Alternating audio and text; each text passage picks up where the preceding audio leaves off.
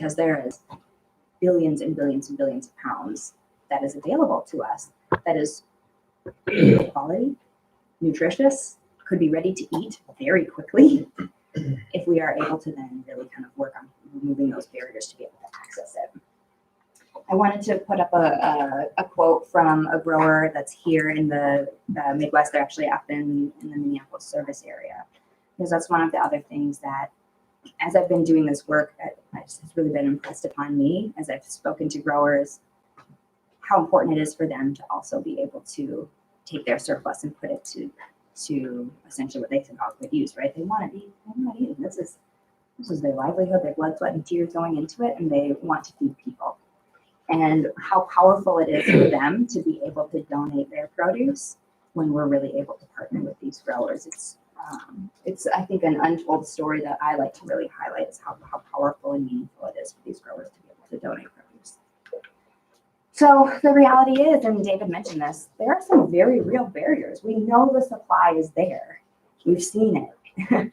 The growers are telling us it's there, but there are some very real barriers along the entire supply chain that the hunger relief system, the whole network, all of us are really feeling acutely as we think about how we transition and evolve our service to be able to incorporate more of these fresh products. And it goes, all the way from having a really good understanding what client access looks like, what people want and their preferences, capabilities, all the way up to this food sourcing question. And this is certainly something Danielle can speak to, right, around intense seasonality in the upper Midwest. Right, we have a lot of surplus in a short period of time. yeah, that always gets left too, especially in January as I'm like in Southern California talking to people. And it's like, well, yeah, it's winter. It's like, no, you guys really don't understand. There's nothing there in the winter other than some storage potatoes and onions. All the way through, like, how do you manage our cold supply chain? Do we have the space? Do we have the capacity and infrastructure? And so it was looking at all of these barriers that as food banks, we had said, we're going to be stronger together. What if we, as food banks across the upper Midwest, were to start working together, and rather than trying to push on these barriers ourselves, how do we aggregate together, and can we make a more meaningful impact on some of these barriers if we were to start working together? And that really was the foundation and the impetus for the cooperative. So the cooperative was founded, about 3 years ago from a grant through Feeding America. And the idea is that we were going to build this consortium of food banks, this group of food banks, to really essentially start kind of leveraging some buying power, if you will. I mean, that was the basic premise from jump, that we would aggregate together kind of all of our needs around produce to say, can we be a bigger player? One of the things that food banks were doing was that we're looking, especially in our winter season, we're looking to other areas of the country where there's surplus to say, we can use that surplus if you can donate it, but it's really expensive to access free food, right? You have to get a truck to get it there. There's, you need to make sure that you've got pallets, so it's not just Seneca pulling up and dumping sweet corn in bulk, 40,000 pounds. And so this buying power really allowed us to be a little bit more thoughtful about how we could work together to make it more accessible to get produce. And food banks had kind of historically been doing this, on their own, as they had the capacity, the budget to be able to do that. And so we really looked at how we could create this purchasing model that would allow us to do more with this surplus produce that we know is across the country, but also think about what those other barriers are, because when you're moving full truckloads, these 40,000 pounds of produce, that's still a lot of volume, right? 40,000 pounds of apples, it's a lot to handle. What if you were to work together so that everybody was getting 4 pallets of apples instead of 20 pallets of apples? Is that a more manageable amount? Can we manage it more effectively in our own capacity and our infrastructure? If we were to look at something like creating these mixed loads together. And so there was other kind of strategic priorities that were bubbling out of this work together as a cooperative. And really, how do we share some best practices and start leveraging what we're learning as individual food banks across the entire region of the upper Midwest? We're going to essentially make everybody more effective. Danielle, from the beginnings, your food bank here has been partnering with the cooperative since our pilot back in 2016. Danielle has been serving on the executive committee, which is like our board, our governance committee, oversight committee, since it would have been January of 2017. So coming up on 2 years. And she's really served as the voice of Wisconsin to be able to really help us understand how do we really push against those barriers around produce so that it is easier to handle, we can handle it faster, we can get it to dinner tables faster, because that's really what this is all about. Do you have any comments there on that? I'm over here smiling just a little bit in recollection, and some of you may have even heard me say this before, but I believe so strongly in this program, and I saw the benefits as that person who was sourcing produce for our food bank, knowing that I wanted to do it more frequently, but again, having that full straight load of some product, it had to be exactly the right item at exactly the right time at exactly the right cost, you know, with transportation, where it was coming from and everything. So I saw the value really early on, and when it wasn't really the co-op at that point, but when the folks working on this had approached me about it, it was one of those things that I just kind of said yes, and I said I will ask for forgiveness later. I'm going to try this. I'm going to do it and make it happen, and it really has been obviously a success. So a little bit again, just about kind of who we are, what's in our makeup here. So our cooperative, we started in March of 2016. That was our pilot period. We now have 16 food banks that are part of the cooperative across a 7-state region. So that's the Dakotas, Nebraska, Iowa, Minnesota, Wisconsin. We're working with Missouri. But we're like I said, one of 6. And so we're seeing that this is a model that really is firmly kind of couched in whatever region they're in. And there's other food banks who are saying we've got different barriers. You know, the barriers that exist for all of us are certainly around cold supply chain, but Southern California does not feel the seasonality the way that we do here, right? So there are other kind of cooperative groups of food banks that are doing very, very similar work. And as they are getting founded and established, we're starting to be able to partner with those cooperatives too, which is really exciting. I always get the question about like, okay, so do you basically just move like the 4 kind of biggies, or like what varieties coming through? We've done 26 produce varieties last year. We're really excited that we're starting to do more with things like tropicals, like we piloted some bananas and pineapples, right? So as we've gotten more sophisticated, we can think about more sensitive items. And then last year we distributed 9.3 million pounds of produce through our mixed load operation, which is the primary way that your food bank is participating. And so again, it's kind of monopoly money. What does that really mean? So I wanted to, in a couple of slides, we'll jump into what that means for your own food bank, and we'll talk more about that. So, you know, these are kind of our strategic priorities that I wanted to lay out for everybody. And really where we dig in is around strategic sourcing, transportation efficiencies, some of that barrier reduction. Sorry, can you speak up a little bit on the webinar? They're having a hard time. Oh, yeah. I will be doing my best to use my theater voice. So those are our strategic priorities, specifically around the produce sourcing, where we know that we can really push against some of those, again, real costs to getting to access to donated product, and where we can find some really big efficiencies and wins in managing and thinking about produce as a supply chain, as a cold supply chain. But we also really think about what we can do to support program development and program expansion and capacity building. It's not just about how do we get more produce to food banks. That's only half of the question. The produce is there. That's only maybe a third of the question. It really is, how do we get access to produce that is really distributable, manageable, that makes sense for families to take home at the end of the day, that's going to be, you know, high quality when people take it home, and how do we better understand what we're sourcing that impacts on health? What we're sourcing, does it align with what people want in certain states or certain demographic groups or regions, right? So really looking on the full kind of supply chain spectrum. So I just want to give you a sense of national scope. As food banks, as our 16 food banks have partnered together, that gives us the ability to look outside of the Midwest to continue to source produce. So the blue lines are a little bit faint, but you can see these are states that we have partnerships with other food bank associations, growers, in some cases, processors, shippers, where we are bringing produce into the Midwest.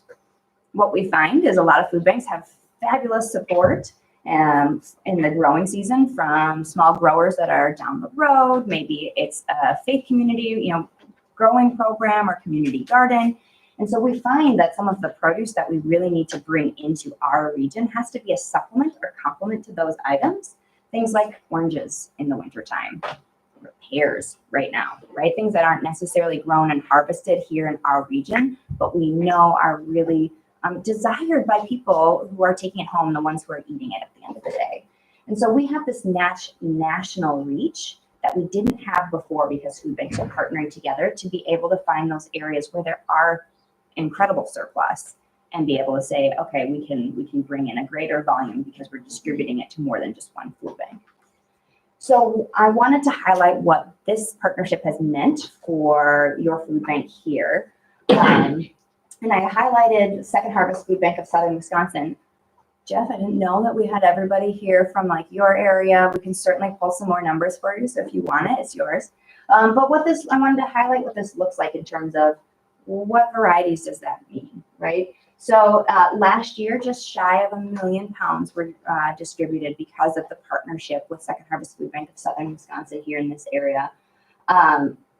Danielle, that's 1.7 million since you started, which is a pretty impressive number. You guys have been incredibly innovative with how you think about accessing produce. And I broke it out by kind of category of how all of that's fallen. And you can see there's some very clear winners, like our top 1, 2, 3, 4, 5, 6 items. There's some real substantial volume. What I say is Danielle's been really good about thinking about where do we need to have consistency in items that are highly distributable, that people want to take home for their families. Where do we need to have some consistency and regular access? And where do we need to bring in variety? And I think that's the story that this pie chart tells, is that there's really kind of that balance between looking at where you need to have consistency for folks because they want to know that they can get apples from you and they want to know that they can get onions, those things that are staples for meals, those things that are really easy to throw in a backpack that everybody wants, for a snack or whatever it may be. But then also some of those things like sweet corn that are seasonal, or, we've tried some cauliflower, tomatoes, tomato peppers, green bell peppers, green peppers. Where can we bring in some more variety? Because that's also, we know that's what people want to see as well, right? They want to be able to have the same things that all of us want when we go to the grocery store. Which is actually a great segue into the next topic around one area that I touched on. We've really dug into how do we understand that we're matching what we're bringing into the cooperative, into food banks, making sure that that really aligns with what people want to take home and what people want to eat. So before we get to that, were there any questions about the cooperative, how we source, partnerships with growers that we may have? Okay. Yeah. I know you said we had that 30 billion that's wasted before it even gets to the stores, the unharvested. Mm-hmm. How do you get into the unharvested? But do you pay your farmers to harvest it, or? That's a great question. So what we found was there's a couple of access points where we're getting unsold produce. So in the case of unharvested, there are certainly very real financial barriers for farmers, right? They need to be able to pay people to get things out of the ground. They need to be able to run their equipment. And that has certainly been something that we heard from growers when we were first moving into this work in Minnesota. And we heard that loud and clear that we needed to be able to pay essentially what we call pick and pack out fees. And those fees help support getting the produce out of the ground, but then also palletizing it, making sure it goes into bins if we're going to have it in cartons so that it's not just loose, dirty potatoes rolling around in the back of a semi. And so we do support that so that we can subsidize a portion of those costs for those growers, essentially so they're not going into the red doing the right thing, donating. Right. We certainly don't want them to be then coming back to the pantry themselves saying, well, I didn't, right? And so we have those pick and pack out fees. So a really good example of that would be on apples. Apples, we want to work with either the grower or at the processing house. If the grower, we have a contract right now with apples. We work with them at the point where their surplus is at the processing house. They've already harvested their apples. They're getting ready to process them so they are in storage. And that's where they're having their surplus based on how their sales are going. But we also want to make sure that they get processed. We want them to be waxed or washed. We don't care if they're stickered, but we certainly want them to go into bins or into cartons so that they're not bruised and not damaged. And so we'll subsidize a portion of that cost. And that makes it so that they can actually donate the product itself. So for that pick and pack out cost, it can range anywhere from 17 cents per pound of that kind of a subsidy to 19 cents, 20 cents per pound. That's typically what we're seeing. And that's just to cover essentially the material costs and then some of the processing costs or the harvesting costs for that grower. Mm-hmm. So, it can be, anywhere between a cent per pound to subsidize that, depending on what the item is, 3 cents, 4 cents. It can certainly be a little bit higher, but we work with those growers to understand what their costs are and say, okay, if we were to try to negotiate, what's the right thing to do, or we can subsidize a little bit of that cost. But we take on that work, right? We take on that kind of brokering of relationship with those folks. Okay, thank you. Yeah. And, as we think of where we want to provide consistency, it had mentioned on one of these slides, one of the areas that we find that we can really leverage our scale is actually on transportation. The most expensive part about accessing produce is actually getting it to us on a truck. And certainly in the last year, that's been something that we've really felt as, and I'm sure you guys have seen it in the news, right? That's just been a really tight transportation market, and we're doing a lot over the road. And so as we say, okay, we really want to make sure there's consistency with apples, with something that folks want at home, they want to eat it, it's what our food banks want to see. Then we can go to that grower they're in Caldwell, Idaho, and we can say, all right, well, we want to work with you the entire winter season. So now I'm going to get the freight company on the phone and say, if I have a truck that's going every single week to pick up from this grower, will you have a lower contract lane cost for us? So we make it less expensive to get to it. So that way the cooperative is subsidizing just a little bit less of that. And so we find that we can also find efficiencies on that inbound shipping, and it just makes it much more accessible to say, get watermelons from Texas when it's cold outside here, when their season starts in March, or oranges from Florida, oranges from Texas, those types of things. Great question. Any others? Yeah. Are there other produce cooperatives?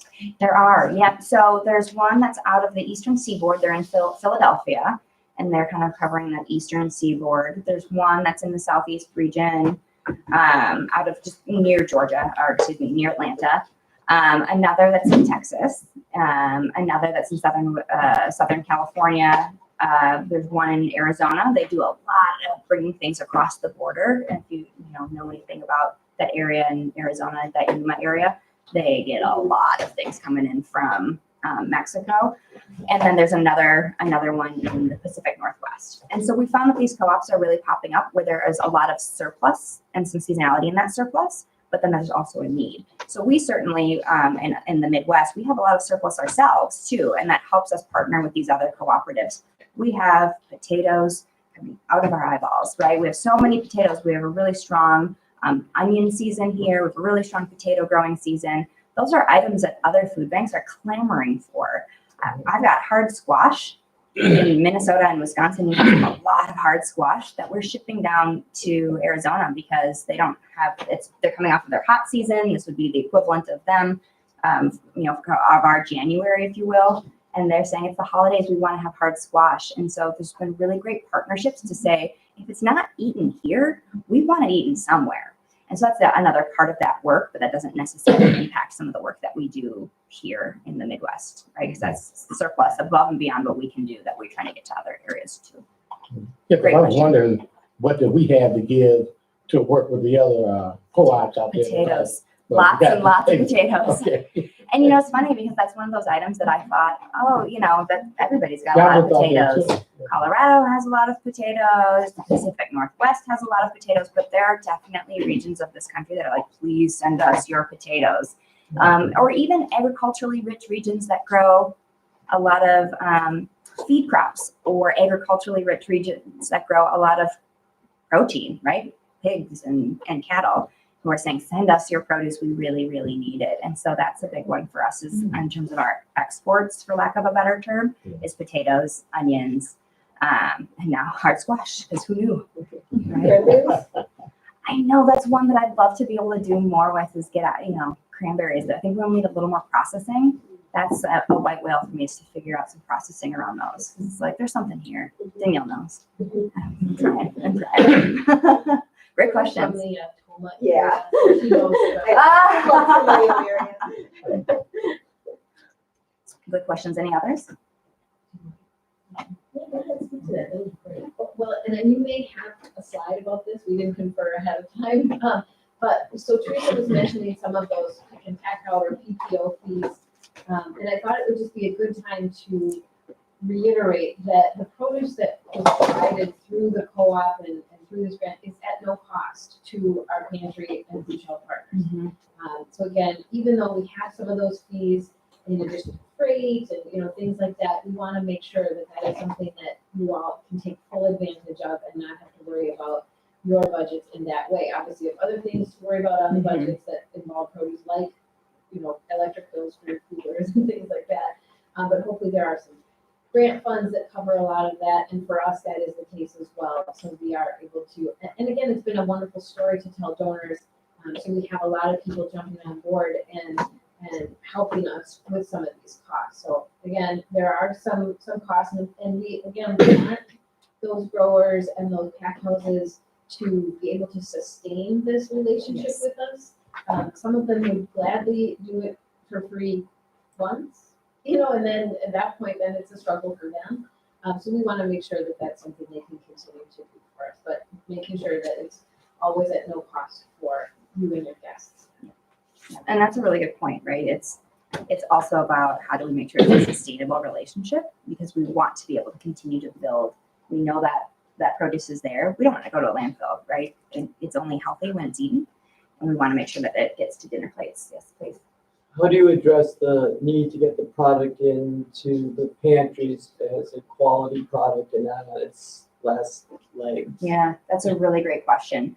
So one of the exciting parts about working with growers is that you are about 2 weeks ahead of where it would be if we were accessing it at different points in that kind of supply chain, because it's coming right from that grower.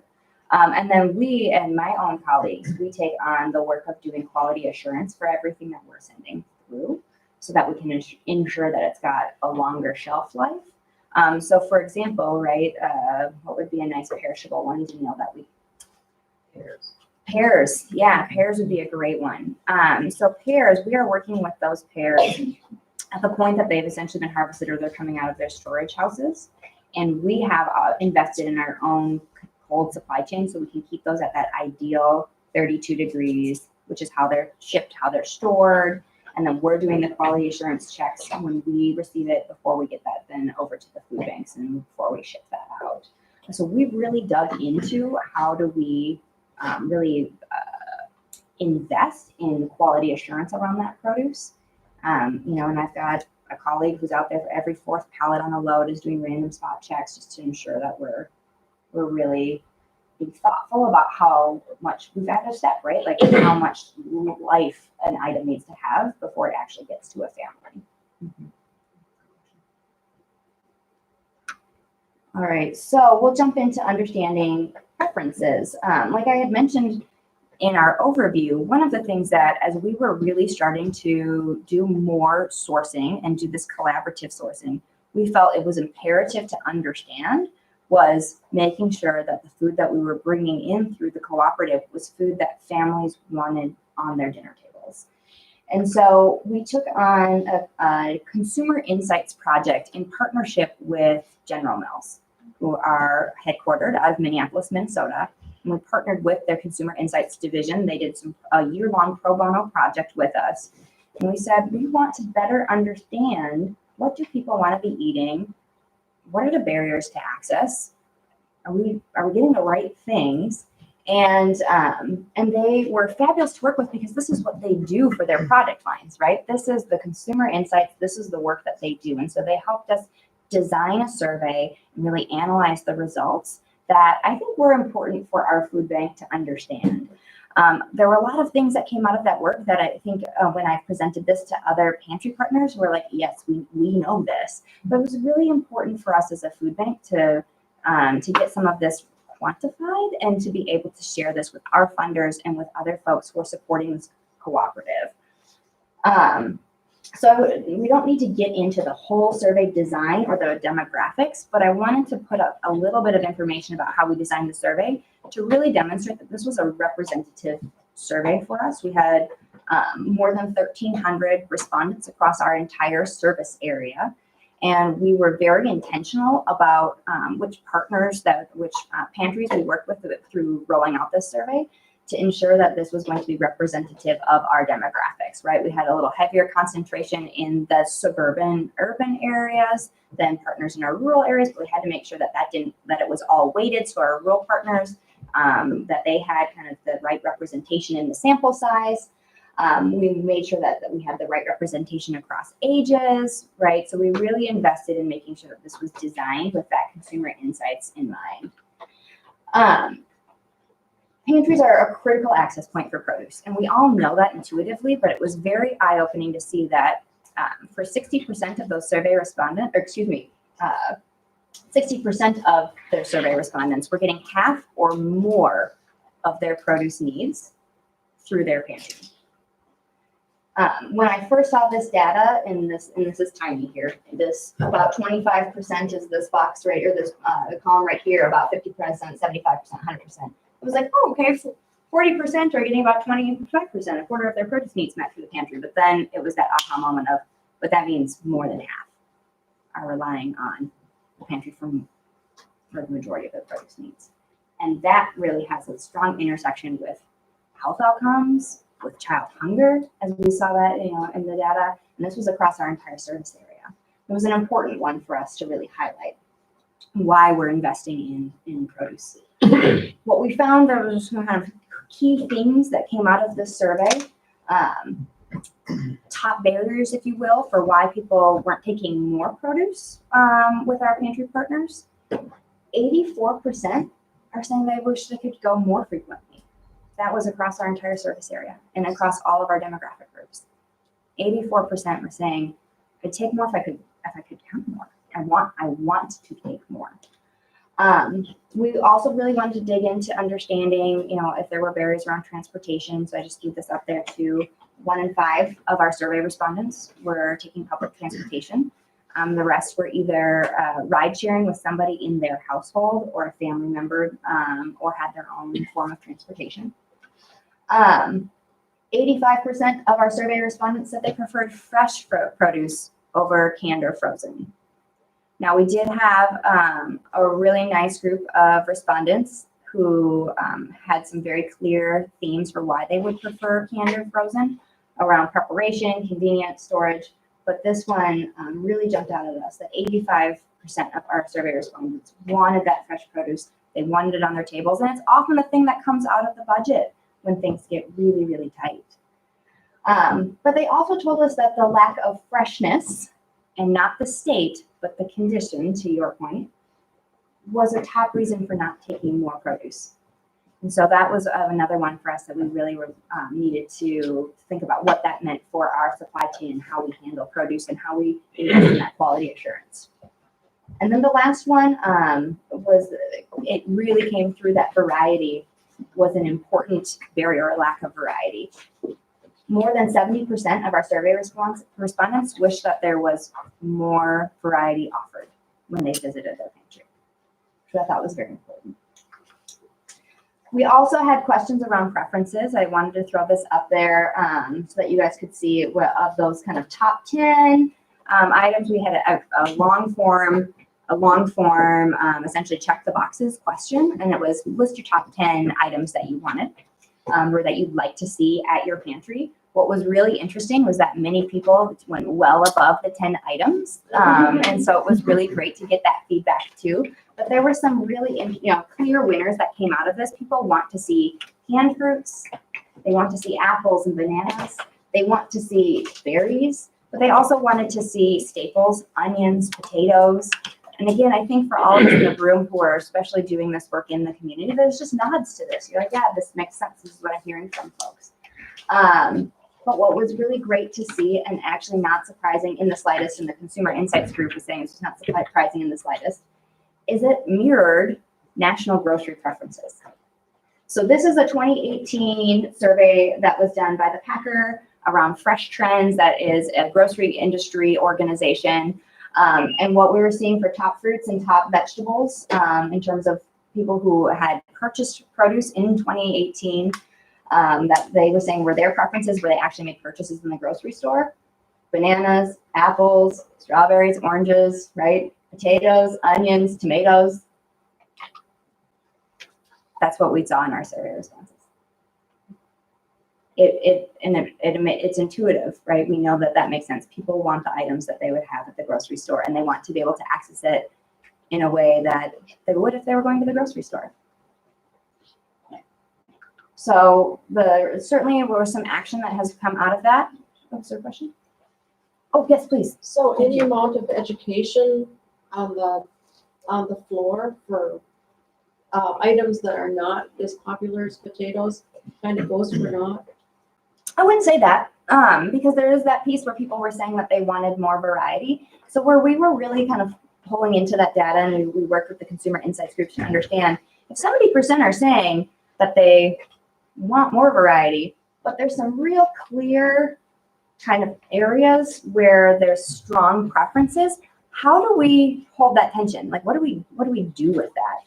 And the Consumer Insights Group said that's really a consistency plus strategy. Thinking about where we need to build in consistency and access with those items that people really do want, but also knowing that variety actually helps people take more potatoes, right? I'm going to do more with potatoes if I've got more options to cook it and more meals to be able to. I'm going to do more with apples if I've got more options. So really thinking about how do we have consistent access to things like apples, potatoes, and onions. Tomatoes is a big one as well. And how then do we kind of make sure that there's variety with those other items? Well, that jumped out at us right away too, of like, okay, if this is if apples were preferred across every single one of our demographic groups, okay, so there's some clear spots where we don't need variety, but everyone's saying they want variety. How do we think about that? Yeah, I tried to sell a patty pan squash to a client. And I was doing everything from how beautiful this flower looks, to, you know, it tastes like zucchini, and oh man, she ended up not taking it either. Yeah. You know. Well, and Claire, I think you'll have some really good information about what that nudges and like how we can think about when we have all of this produce, what's that experience for somebody, and how do we really help encourage making those choices the easy choice, and where do we want to really kind of have familiarity versus where we can start helping people really think about variety and bringing variety home to their family. But from our side of it, it really is, where do we want to have consistency? And it's really those pantry staples. And then where do we want to have variety? And, you know, for us, there was a big part of it that there is value in both variety and consistency. And how do we choose which items we want to be really consistent and say, we're going to have year-round access to apples. It might not be the growing season in the Midwest in February. It might not be the growing season, but we certainly want to continue to partner with the Pacific Northwest because we always want to have apples that we are getting to food banks because we're seeing that that's what folks want to bring home. Or we always want to, you know, pears wasn't at the top of the list. Pears are really seasonal right now. I'm excited that we're working with a pear grower right now, but that's not one that I would then try to say, okay, I got pears 12 out of 12 months, because that's not one of those top kind of pantry staple items that we're really seeing bubble to the top for preference. And it's fragile too. It is fragile, yeah. Yeah, and you know, that's also something that we heard from folks too. Durability is always good. Mm-hmm. So this is some of the work that we've been doing. Oh, yeah, great Do question. you have any racial or ethnic variability? Like, did you reach out specifically to Latinos or African Americans or any other, Asian Americans, any other? And then in our area, we certainly wanted to also incorporate Hmong and Somali, very strong populations in our metro area in particular of our Somali community, but also Hmong in our rural and suburban communities as well as our urban communities. So that was important for us. We saw a little bit of variability in some of those top preferences, but onions and potatoes kind of came through on all of those groups. Apples came through on almost all of those groups. So there was a little bit of variability, and that has helped us think about what when we're doing our own distributions as a food bank, what does it look like for us to show up with produce in this community versus our rural communities? But there was also some very clear winners across the entire group as well.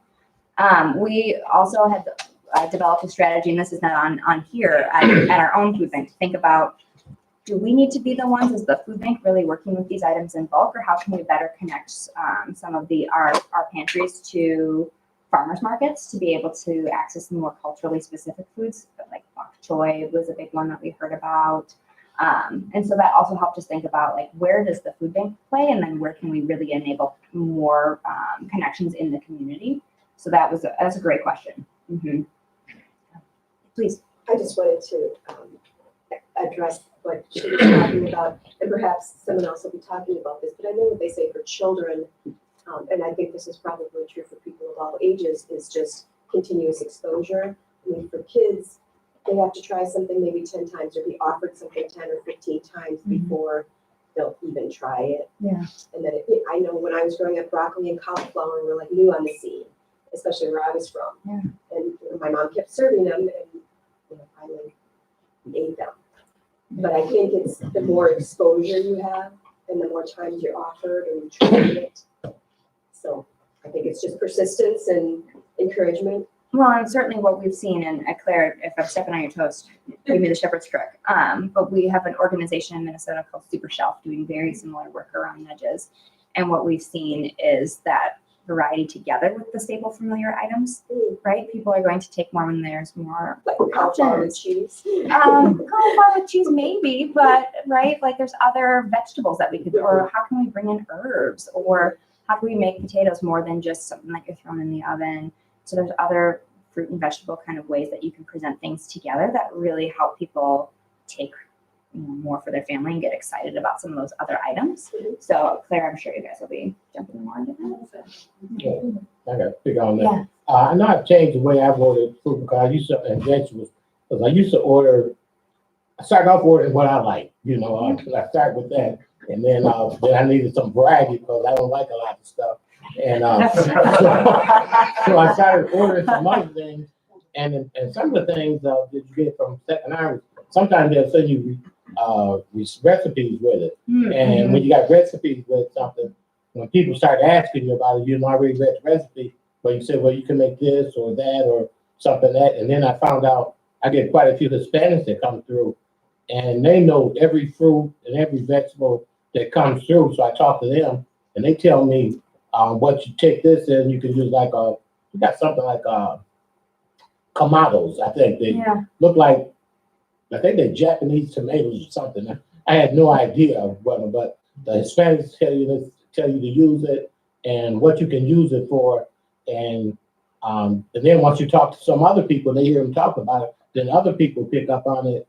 And then I just tell them what somebody said, the Hispanic lady said, well, you can make this, this, and this. Yeah. And then that gives people to try things that they wouldn't normally try. So I guess it's kind of like some education on the things that you get in, that you know something about it other than just ordering it. Then that way you can explain it to people and they will try it. I love that. There was an agency, a pantry that's in North Minneapolis. And I was there actually was when we were doing the survey. And because I helped administer the survey and wanted to be on site just to see how it was going with those folks. And they were having cooking demonstrations with somebody who was a volunteer, but also a neighbor, a participant herself. And so they were saying that it was really fun for her as a neighbor to be the one doing the cooking demonstration. I don't know how they set that up and how they went about doing that, but she said that she's like, oh yeah, my friends and family are coming to see me do the cooking demonstration, and then I'm encouraging people to take food to it. I thought that was really cool. Yeah. So it's We very have similar our to what you county were saying. extension come in once a week, Yeah. and they take the fruit and vegetables that we had and make something out of it every week. Just to show how you can use it. Yeah. But that was great. So I also wanted to just spend a couple of minutes, and David, how are we doing on time? I think okay. I just wanted to add though on the client insights piece. So Minnesota talked to 1,300 folks on a survey. We are actually in the middle of some client insights on our end with deep, like 100 person qualitative insights. So we've been talking to folks at food pantries. In fact, Tonight, actually, there's going to be some client interviews at a pantry here in Madison that we're going to be going to actually as well. So we'll be able to deliver to all of you guys some client feedback as to what folks in Wisconsin want as well, just not a That's thousand really folks, great. but Yeah. 100. So, Well, and I think that's important, right? As really understanding, because I'm so far upstream, right? I'm on the food banking side of things, really understanding the responsibility I have when I'm making decisions about what I'm bringing in to, like I said, ensure that it's stuff that people want to take home. And it's stuff that people want to give their families, their kids, that they want on their dinner plates.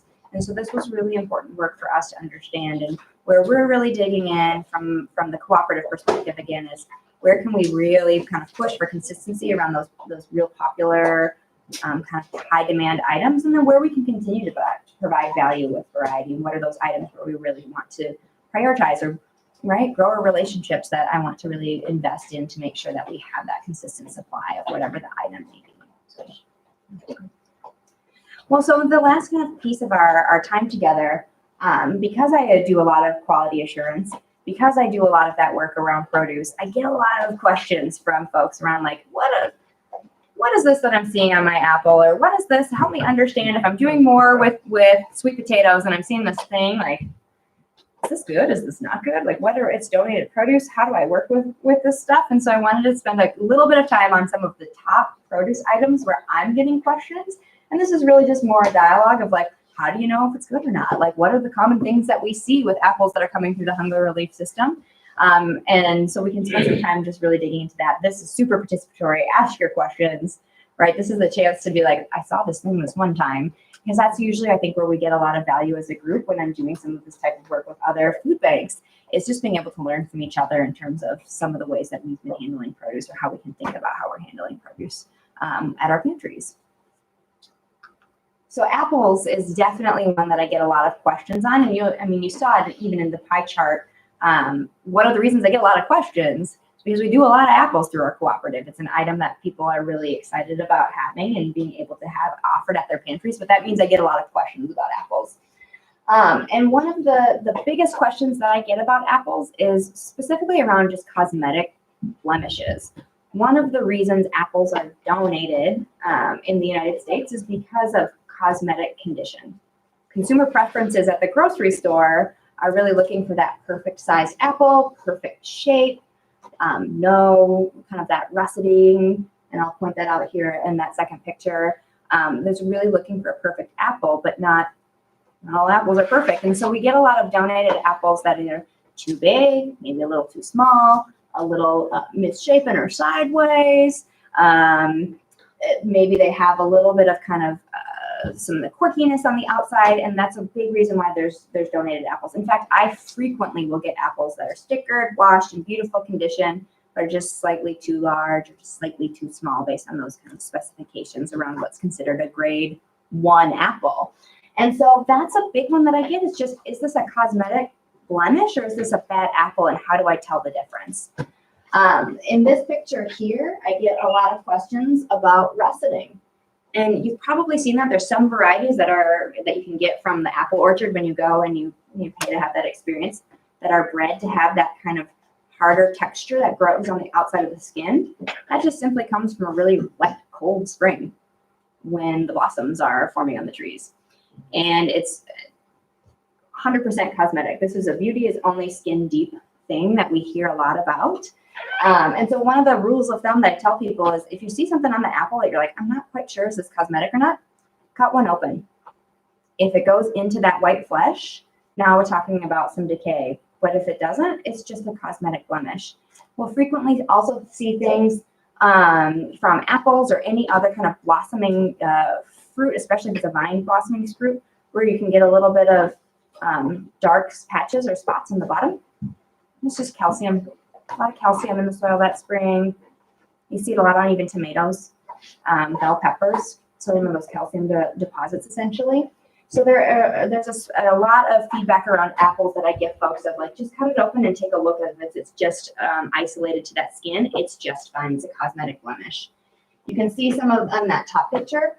It's got a little bit of browning that's on the skin. It's actually not a bruise. And so if you were to cut it open, you'd see it doesn't impact the flesh underneath. That's another late wet spring condition that can appear on some apple varieties, actually particularly out of like the Michigan area, Minnesota, where we can have snow really late into the year. This is an example of the size variation. This was apples that I actually had in our warehouse earlier this spring. It was the same donation, but because the sizes weren't exactly to spec of a grade 1 apple, that's why they were donated. But then another important thing to catch with apples is I will frequently hear feedback around, there's mold on the stem of this apple, therefore the apples are bad. Apples are a crop that are harvested in the fall, and then they're held in storage conditions through the entire season. That's how we have apples year-round in this country if we're not importing them. And towards the end of their storage season, they can get a little bit of mold on the stem that's actually not growing on the apple. It's not impacting the apple. And that is, at the retailer, considered acceptable. In fact, you're told to just take off the stem.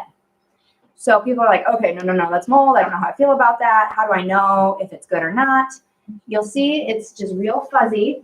It's on the stem. And that basically is just that bark starting to deteriorate a little bit. It's not a harmful mold. In fact, it's in the Bacillus family. This is similar to like the probiotics that we would be taking. But as long as it's not impacted the skin of the apple, and as long as it's not impacted the fruit of the apple, it's perfectly safe and acceptable to take off that stem and to still use that apple. So that's one where I get a little bit of feedback of like, oh, there's mold on the apples. Is this distributable or not? So a really good example of where it does start impacting the fruit is this picture right down here. And that's a very clear, once it's in the fruit, that's an apple that you don't want anymore. But that's one that I even had to learn when I first started doing this work. I didn't realize that was, and at the retailer, if that's getting pulled off, right? If that stem's gone, you just would never see it. So that was a big learning for me. And of course, any spotting that's soft, any mold that's on the body of the apple, that's an apple that you wouldn't want to get to folks. But any of those cosmetic blemishes, it's the cut open test on this one. So what have you seen with apples? I mean, is this? I've seen a lot of apples recently, like almost like a little pimple, like various dots. Yeah.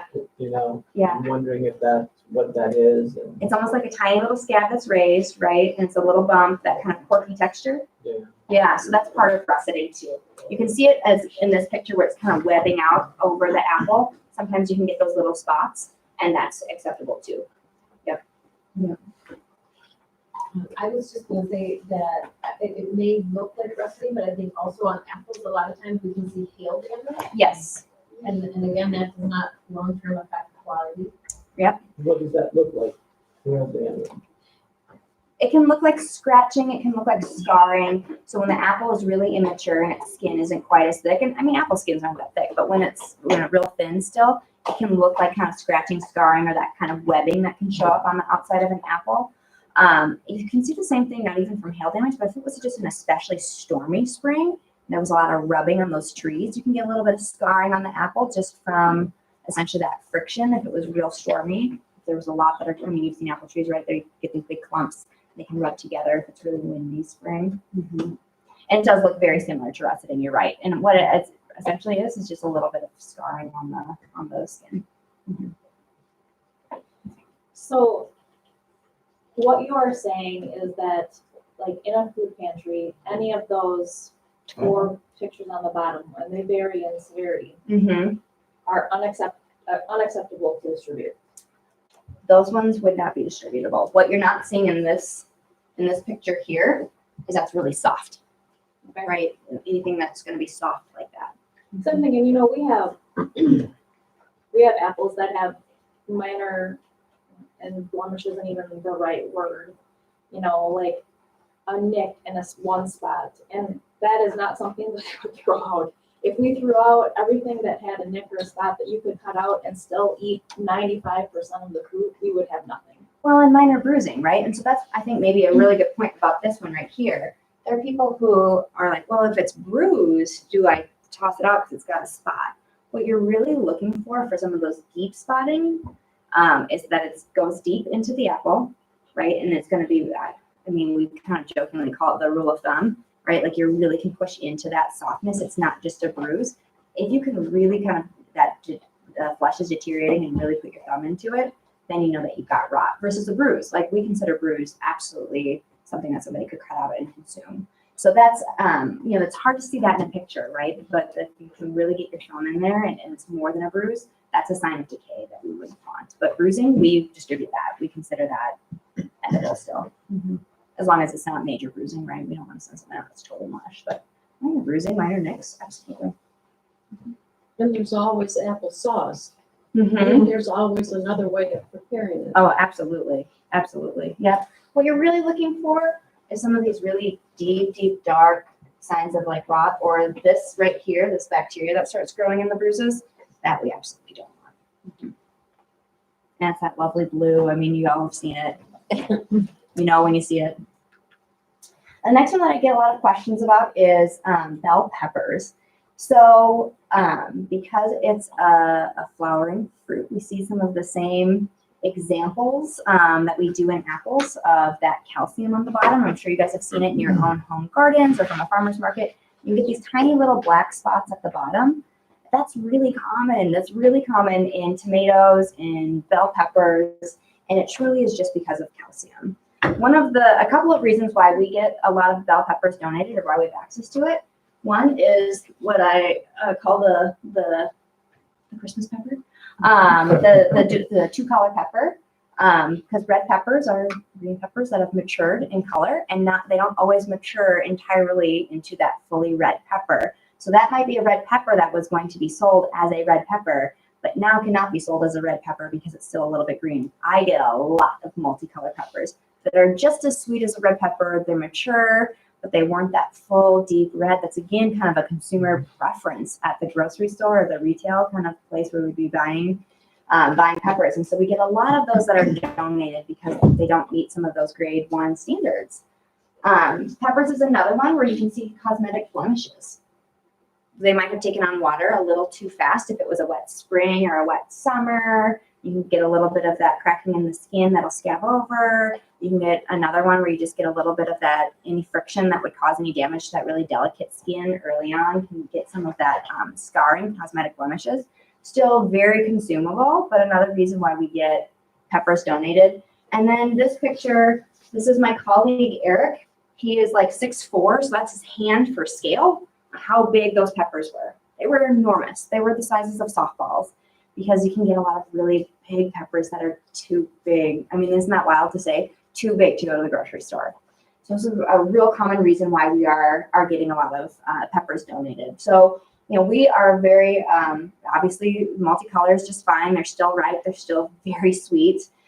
We're very comfortable with variation in size and shape. We don't care if they're a little bit tilted. We don't care if they can't stand up perfectly. They're still very consumable. And then, any minor kind of puckering, minor cosmetic blemishing on that pepper, we consider that totally acceptable. Just like apples, we've got that cut it open test. Cut it open and see, is that puckering really kind of limited to the skin, or is it impacting the fruit? And that you'll have a better sense.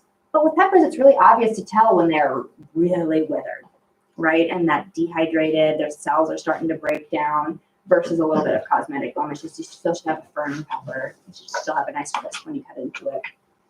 But I will say there is some kind of black spots that you want to watch out for. Those black spots are different than the calcium deposits that you find at the bottom of the pepper. Those ones you're going to get a sunken spot, and it's going to be real soft, and you're going to start to get a lot of that decay around it. So when I say, hey, black spots are okay, what you want to look for in your black spots is it withering around it? Is it wet around it? Can I stick my thumb through it? On the bottom, there's typically just that calcium deposit. The skin is still firm, the pepper's still firm. But when you start to see some of that rot on the top, you might get that sunken in, puckering black spot, and that's going to be your indicator if it's something more than just that calcium deposit. And then, of course, peppers, because they have such that high water content, when they start breaking down, they basically collapse. So you can tell when you've got a rotten pepper. It doesn't stand up anymore, it becomes mush, but I always like to mention that to people. You can see a really good example right here. The peppers were kind of starting to sink in. But this has nothing to do with the condition of the product itself, and more so how we handle it. Peppers do have a really high water content. That's why people love them. They're crispy, right? But that means if they get too cold, or if we store them in temperatures that are too cold, that can actually damage perfectly good fruit. because it's got those high water content, when water starts to freeze and it expands to ice, it destroys the cells inside the pepper. So then when it warms back up, it'll start collapsing on itself.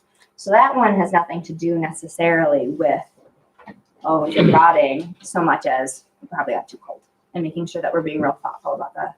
How about the peppers that are touching that one? Is there any danger of them going later? I mean, if you just remove the mushy pepper, Yeah. are the others okay? Well, so that mushy pepper in that instance, that was around temperature. There were some that were just getting too cold. And so we see, especially at the tops, if there's like not in a box, they're in the back of the, like a reach-in cooler where it's real cold in the back, you might see some of that because there's no mold around it and it was truly just starting to fall apart. We're fine distributing that. We just take that one out, wash the ones off, they're good to go. If that one's starting to show some stinkiness, you've got a little mold on it, then I would, think about pulling out those other peppers that were touching it. That's a great question. Yeah, please. If you order a truckload of food, I order fruits, vegetables, canned goods, and meats, Mm-hmm. what would the temperature in the truck be set for? I can tell you what it would be for my truck. I don't know if you guys, for your routing, what you're setting it, but I'm setting ours for anywhere between 38 and 40 degrees. We certainly ship dry with our mixed loads of produce, and it doesn't impact the dry, like rice, pinto beans. There's no moisture that impacts that. So you're setting it for you're trying to find the Venn diagram overlap of ideal temp states for everything that's on your truck.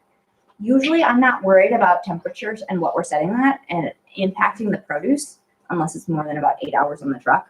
And so if I'm doing kind of long over the road shipping, that's where I start. But if it's a couple hours in terms of a route and what it's getting to you, 38 degrees won't impact your more delicate items like your peppers. Okay, because I was wondering if it was affecting like the bread. Mm. Because I know when we get the bread on there, I don't know if it's being frozen or kept cold, but then I know once you get out and you put it dry, in the next couple of days, they have a chance they melt a lot of it molds. Yeah. And I was wondering if it was because of different temperatures that's being shipped to us from when we get it. Well, I think you can certainly probably speak to your routing and some of the time on trucks, but from what we have done, where we've included, like I said, bread, rice, dry beans, pinto beans, other kind of items like sugar, but that doesn't impact it because you're in that plastic and that we've been able to cover up those items so it's not bread that's open air. When we have had instances where we're doing a really long 2-day ship over the road, 2 items that I want to make sure have a long extended shelf life, I might put a bulkhead in the truck to break up the temperature zones, but even then, it's usually pretty rare that I need to do that. That's a good question, though. Very, very fair question. Yeah. Just wondering how that differs from what you would do during the winter time with freezing temperatures outside. So that's interesting that you mentioned that. I actually keep my temperatures in our trucks when we're shipping at around 38 to 40 degrees in the wintertime to keep the truck warm. Right? I had a food bank who had called me last year. They had gotten a donation of potatoes that came to them in South Dakota. It was about 20 degrees below zero wind chill. We all remember those days.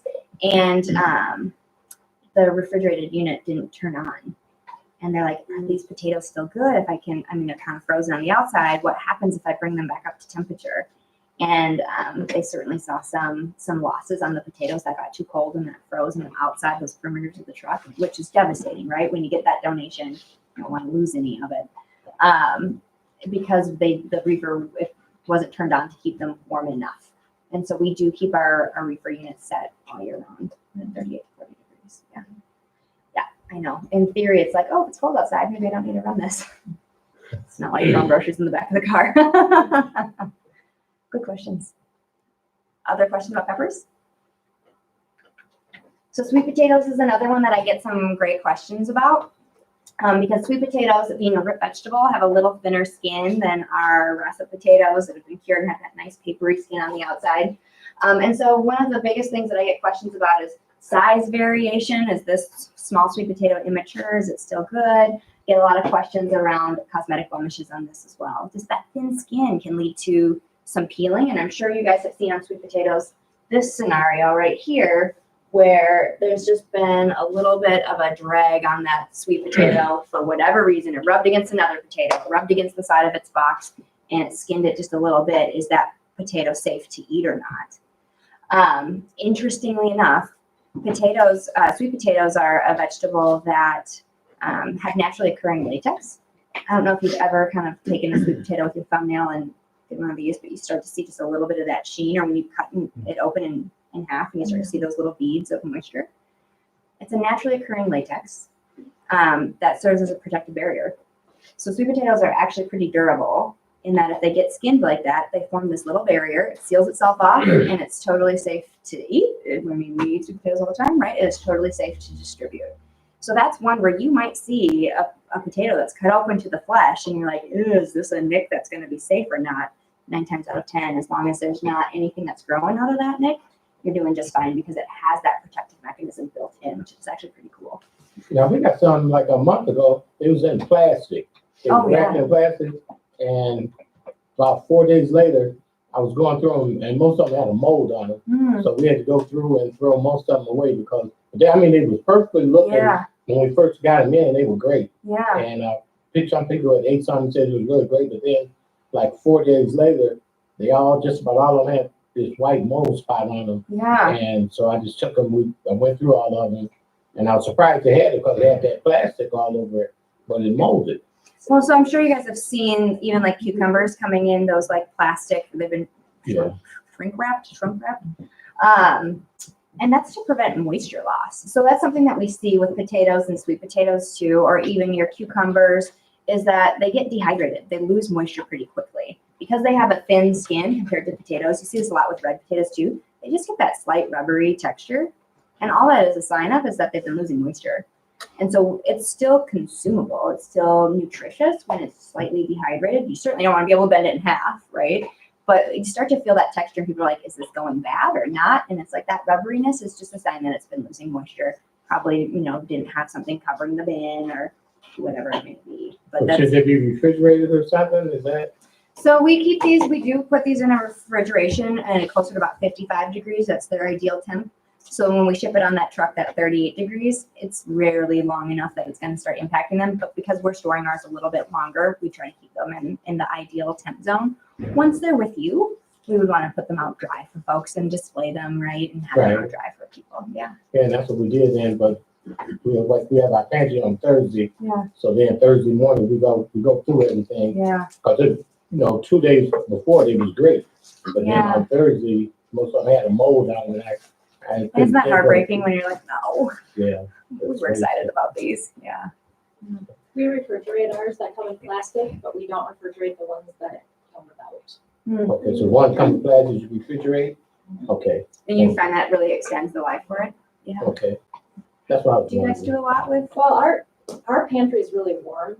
I mean, we run the air in there probably 10 or 11 months out of the year. It's 74 degrees in there. So if you're leaving that product out and in the warmer temps, it's going to deteriorate faster. So that's why we keep ours refrigerated. Okay, thank you. So some of the things that certainly you are looking for, this is a good example of some mold that's coming out of these little spots. Cosmetic blemishes, these little spots, pockmarks, totally normal. It's a root vegetable. But if you start to see a little bit of mold, any sinking or withering, and impacting a large portion of that vegetable, that's a usually good sign that underneath the cells are starting to break down. It's pretty distinct, right? You can see this compared to what a healthy sweet potato is looking like. That's really where you're starting to see some decay in there. And then certainly something that we also see with sweet potatoes is they're so sweet that deers love them. Right? It makes sense, right? High calories, really sweet. So certainly want to make sure that no one's been chewing on one of them, especially if they're coming right from the field. And that's one that I think all of us can see right away and be like, okay, that's something's not right here. But certainly areas that don't have a lot of white-tailed deer, they've said, like, what's eating this? We rarely see that, but it is important for us to acknowledge it. Onions is another one that we get a lot of questions around because we work with a lot of onions. I think the big thing that I get the most questions around is those green sprouts on onions. And at what point, when it's sprouting from the top, that green shoot that comes out, what point is that considered safe or not safe? Is it edible? Is it not edible? So when an onion is starting to sprout like that, it's actually getting ready to grow a new plant. So this is another kind of rule of thumb, if you will, or a real flip way of talking about it. If that sprout is less than about 1 inch to 2 inches long, it hasn't started really consuming the sugar in the bulb to start generating a new plant yet, so it doesn't impact the taste. And after about 1 inch or 2 long, it's actually starting to use some of that sugar, that energy in the bulb to create a new plant. It's still consumable. You can still healthfully eat it. In fact, there are chefs who like to work with those green stems. They've got a nice, bright flavor. It's just a little more bitter of an onion. That's all. So can you distribute it? Yep. We certainly will distribute those. We'll distribute that. In the instance where we've seen some sprouting, it's usually pretty early on. But I get questions about, is this safe or not? Because there's questions usually with potatoes if this is safe or not with eyes sprouting. And then certainly, because onions can come in dirty, there's usually questions about like, is this safe? Is it not safe? Because they've been cured and those skins come off, dirt is totally acceptable.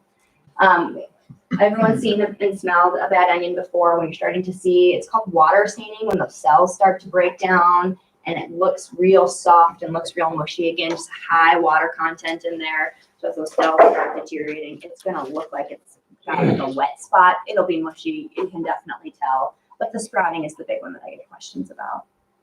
Other questions about onions? Yeah. I don't know if you're gonna cover garlic too, but it made me think of this sprouting. So sometimes if I have garlic, it starts to sprout in the center of the like it's a green. My husband thinks that's bad, so they'll cut each clove and peel the green part out, and then use the rest of the clove to stop the sprouting is bad. That's telling me that's It just makes it more bitter. It's just trying to grow new plants, right? It's doing what it's supposed to be doing. It's not harmful. I think where people get confused is like potatoes. You don't want to have green potatoes, right? Because of that chlorophyll can make people sick to their stomachs. So it can hurt a dog. It's not going to hurt a person, but it can make you feel a little sick to your stomach. So they start to see those sprouts and say like, oh, we can't eat those. It just makes it a little bitter. Yeah. I've heard that when you cook the green potatoes, that toxin just naturally breaks down and is not harmful to people. Depends on how you're cooking it. Yeah.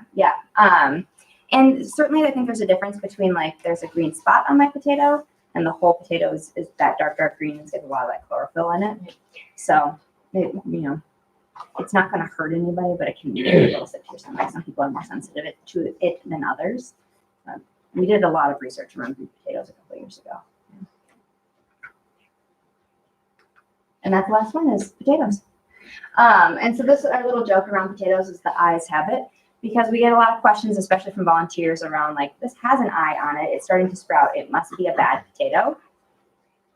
There's nothing that's impacting that potato when it starts to sprout that eye. In fact, you can have eyes that are up to a couple inches long that you just peel off.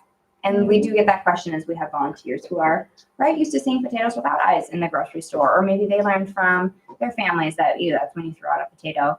It's just doing what it's supposed to do, like an onion starting to grow a new plant. It's doing just fine. You can just take those sprouts right off and you're good to go to distribute it.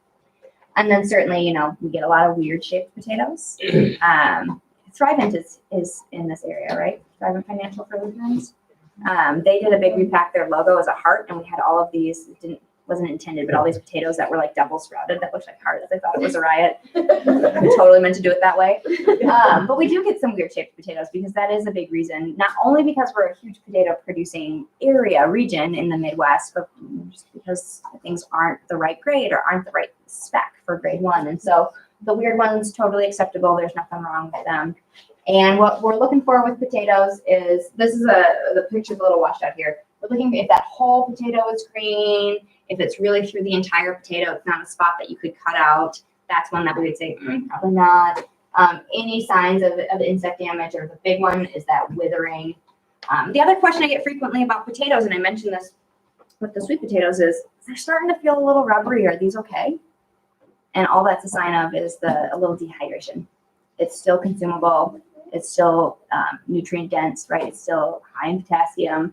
It's not impacting the condition of the fruit so much as it's just starting to get a little bit dehydrated.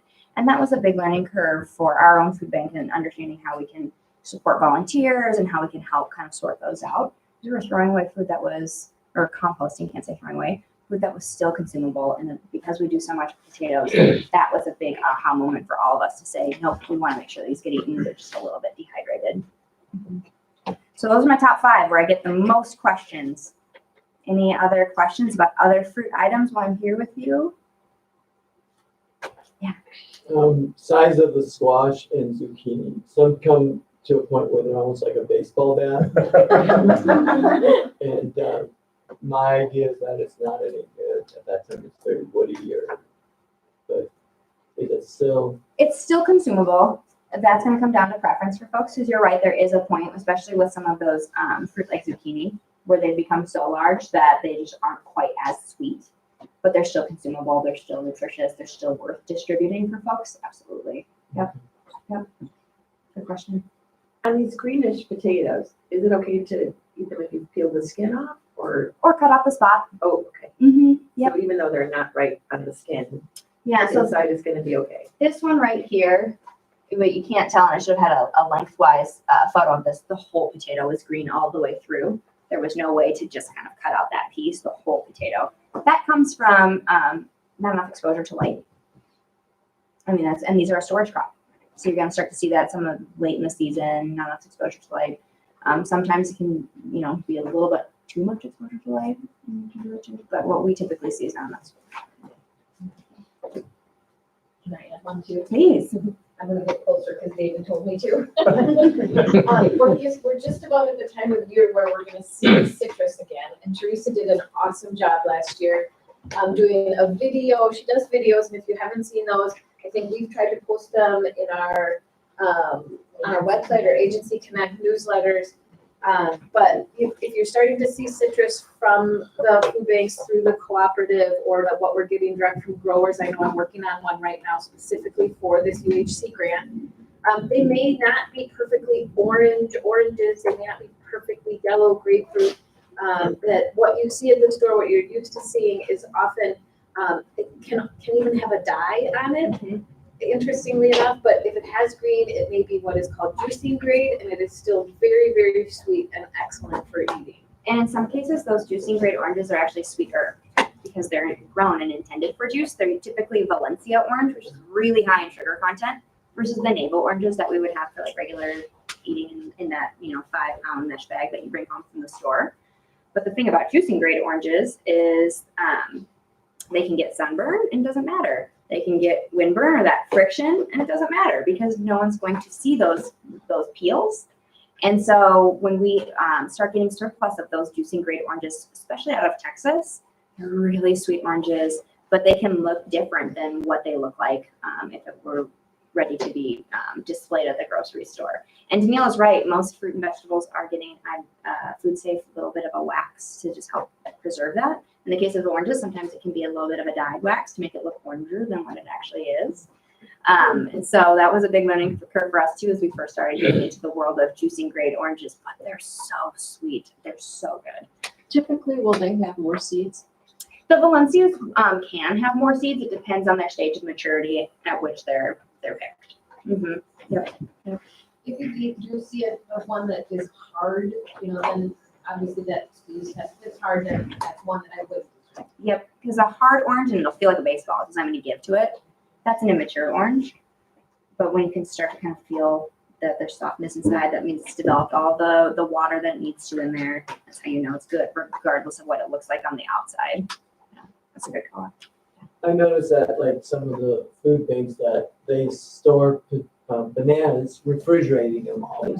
And that really, if they're yellow or partially green, isn't the best way to store it, correct? Yeah, it can brown those bananas really fast. So the way we think about it is if it came to us refrigerated, we want to keep it refrigerated. And that means that we're trying to just prevent some of that browning. In a perfect world, they wouldn't come at 38 degrees. They would come in a warmer temperature. They come a little greener. Bananas are one that when you think about like how Quick Trip always has bananas or the grocery store, they have a lot of infrastructure to be able to manage the ethylene production or that kind of gas that ripens fruit to be able to really hold those bananas at the ideal temp and the ideal CO2 levels essentially, and then ethylene levels. So that's one that's like another white whale of mine. I really want to start thinking about, right? We see that's what people want. We know that it's great for kids. We know it's great for backpack programs. We know it's great for families. We know it's great for seniors. It's one of the most distributed items, if not the most distributed fruit item in the country. We saw that from the packer. So I really want to do more with bananas and figure out how we can do more with that. Because there's a lot of surplus bananas, and if we can figure that out in the cooperative, then we'll be able to do more. I see that, the stores that have organic, they wrap the top of it. Yeah, that helps extend the life. Some of that ethylene is coming from leaving it a bunch. Some people have said that they won't deteriorate as fast if you pull them apart. I have not done any testing myself on that. I have no idea. I've heard that as well. But that's one that we're starting to really think about as a strategy, again, because that we've seen that people want it from our own surveying. We've seen that people want it from the grocery industry. How do we do more with bananas? And that's an item that we want to have a consistency because people want to bring it home to their families. That means we have to think about, and that's a big one, right? It's easy to access some of these items that are in our own area, potatoes, onions. Can do more with apples. We've built up our capability to do that, but bananas is a much more challenging item, so that's on my list. Yeah. Okay. Yeah, I found out with bananas, if you take bananas, I take my bananas when I get them in, I take a black trash bag and I tie them up. Oh, yeah. It extends the life about 5 days Really? on bananas. Yeah, I take a banana and get it on a Monday and open it up and eat it on Friday, and it's great. And because I take them, I put them in a black bag when I get them. And Just then a regular like trash bag. and then, yeah, regular trash, anything that keeps the color out, so it's Yeah. black. So I have trash bags. I take the trash bag and I put the bananas in them, I tie them up. And then on Thursdays or Monday when I do the food pantry, I open them up And they're and great. they almost look like they did 4 to 5 days ago. Huh. I got that from at one of these conferences we had up in somewhere. Somebody gave me that idea about 3 or 4 years ago, and it works. So I do all these little quasi food experiments to see how long they last in refrigeration, how long they last on my desk. My coworkers love me. I'm around food all the time. I'm gonna have to try that. That's really good to know. I've And never then heard of keep that before. those little fruit bugs out. You Yeah. know that you get Yeah. from Yeah. bananas. That's one of the biggest obstacles you like to have because you don't want that. I guarantee you try to experiment with the black bag All and right. let me know how it works. I'm gonna have to try this. Okay. More food experiments at my desk. Well, I think I'm over time, so I'm gonna go ahead and get off the stage here. But it's really fabulous to be with everybody today and just to talk a little bit about like what's happening behind the scenes so that we can do more with produce. I'm gonna be here the rest of the day, so if you have more questions or if you think of things that you want to talk about more, if you want to know more about the items that we're really focusing on for the next year in terms of sourcing to get to your host food bank that's in your area, please don't hesitate to reach out because I love being able to have this kind of conversation with everybody. So thank you very much. Thank you. That's fantastic. So before we bring Clearing Company up, I want to give everybody an opportunity to stretch, take a quick break. We have water, beverages, still fruit. And so if you need to do that or answer a call or something quickly, we'll be okay with time. So if you want to do that really quick, like 5 minutes, that'd be great. All right, so everybody on the phone, we are taking a 5-minute break. We're gonna put you on mute, but we hope to have you back in a bit. And by the way, for the folks on the phone, if you have questions, please just unmute yourself and just type in because we want to make sure that we include all of everybody. Absolutely, yeah. Get set up. Okay, so now we need Claire's presentation. Yep, And yes. Claire's presentation is here. It is. Yeah.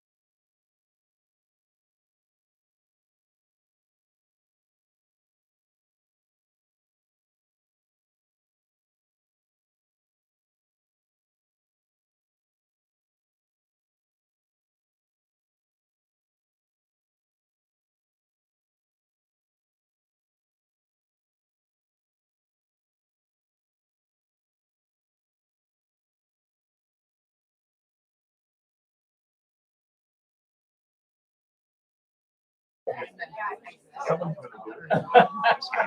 And then to start again, you're gonna start as you used to, as you know how to start PowerPoint. Okay.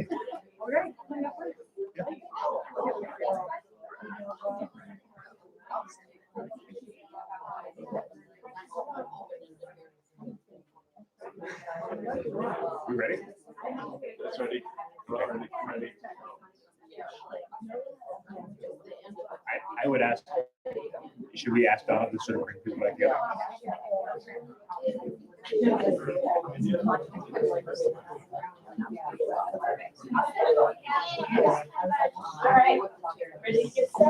All right, folks. We are getting back together. And this is incredible, but I think we're working out our technical issues, which is great. For all presenters, if anybody's going to present, please come up here because the folks on the phone need to be able to hear you, and they hear you through this thing. And so far, so good, right? Yeah, great. More or less? It's been great. Awesome. Okay. We're going to introduce Claire Mance. Hi, everyone.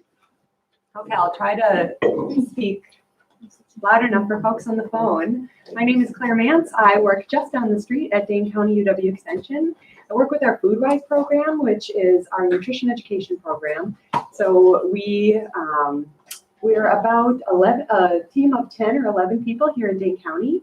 And we've got a great group of folks, and one of our nutrition educators is joining me here today. This is Udai. And then, and then our nutrition coordinator for Dane County is over there in the back. That's Jackie Jean. So I just wanted to give some brief introductions. I already heard, I believe it was you, Tony, who said you have extension come to your pantry a couple of times a week. Yeah. Can I just get a show of hands of who is working with extension with your pantries? 1, 2, about Actually, we are too. 3, 4. Okay, great. That's good. So Donna asked me if I could present on nudges, and I was really excited to take the opportunity to do this. One, because I really like making PowerPoint slides. I think it's really fun. 2, because the idea of nudges is totally fascinating to me. And 3, because it allowed me a chance to learn a little bit more about what this looks like in a pantry setting. So I will admit that I have a lot of different projects that I work on, but not a lot of them take place in food pantries. So that's why I've asked Udai to help present with me, because he's out there teaching and has a lot more experience than I do. So he's going to talk a little bit later and reflect on some of his experience working in pantries. So I'm so thankful that he's able to join us. Okay, so we are going to talk about nudges towards healthy eating. And the first time I was introduced to nudges was in a class I was taking called Nutrition Communication Strategies. And the story that's always stuck with me was there were community health workers in Cambodia, and they realized that their community was really, there was a lot of anemia. There was a lot of iron deficiency. So they thought, okay, how can we provide a nutrition intervention that helps to increase iron levels in our community? And so they thought, okay, well, why don't we, some people got together, they said, well, what if we put like a cast iron brick in soup and cook it, and that way the iron will come off of the brick and into the soup, and then naturally people's iron levels will be restored. We thought, okay, great, let's do this. So they give the brick out to people in the community, and the community members thought, thanks a lot for this brick. I'm not going to put this in my food. So then they thought, okay, that didn't work, but it's a really good idea. We're committed to it. We really want this to work. And so they thought, okay, well, we were being considerate of cultural appropriateness. So let's think about a different way we could design this. And so then they thought, okay, what about a lotus flower? And so then they make it in a lotus flower and they give it to people. And it was even worse because apparently the lotus flower is a symbol of death. And so that's the opposite way. So we're not really going in the right direction here. So they didn't give up. They spoke with their community. They got some feedback, and they finally landed on a fish, because apparently a fish was a symbol of good luck. And so they developed something called the lucky iron fish. And it was incredibly successful, and so successful that now you can even buy it on Amazon yourself. So you can buy it's available all around the world. But it was a really effective nutrition intervention that met the needs of the community and was kind of a cool, fun thing because it looks pretty. You just pop it in. It makes a little bit more sense because fish and water. And then afterwards, you rinse it off, dry it off, and then just put it on the shelf. And then you use it again for your next day's meal. So I thought that was really cool. And that was the one example that's always stuck with me. And I believe even now, if you purchase one, it's one of those like, Teresa's nodding her head, you buy one for you and then one is donated to a community in need. So kind of a cool business model and serving a function that's really needed in our communities. So I just thought I'd start with that story because that's really where my introduction to nudges came from. Okay, so little bit of background in nudge theory. So this is something that is grounded in behavioral science and economic theory. And a lot of the examples that I want to present today, you're going to realize that nudges are everywhere. And even if it doesn't have to do with food, it's happening in other places. And so I have a couple examples that have to do with food and some that have nothing to do with food. But just to kind of give that well-rounded approach to how nudges are used in our everyday lives. But the idea behind it is that through positive reinforcement and indirect suggestion, we can really have an influence over people's choices. But also we need to be cautious of how and when we present this information. So over at Dane County Extension or Extension in general, our FoodWise program is really grounded in this theory because we want to make the healthy choice the easy choice. And so what we want to make sure we're doing is keeping that choice element. We want to empower people to make their own choices. We don't want to force anything upon them. So that's when the idea of nudges is really important, comes into play of how we can leverage both of those things of steering people in the direction that we hope they would make, but also empowering them to make those choices themselves. Okay, so I have a couple of videos for you. When I was putting together slides, I thought, okay, what would I want to see at a presentation like this? And I found a couple of really fun ideas that I thought I would share with you. I hope that when you leave here today, even if you just have a couple ideas that stick with you, a lot of these I understand won't be able to be replicated in your own communities or your own pantries. But I think the motivation behind it, the thoughts behind it, are really what is exciting about nudge theory and about using design and leveraging community input to create something that works for you. So I'm going to show you this video. We are going to start. We're going to hope it works. Okay. And we're going to hope the sound works as well. So folks on the phone, I'm not sure if the sound is going to come off, but perhaps it'll come over the microphone. And immediately I'm realizing there's no sound. Not sure if any of our folks supporting us.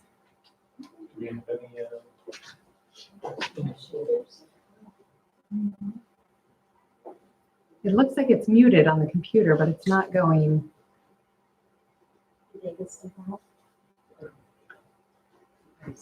Thanks for bearing with us.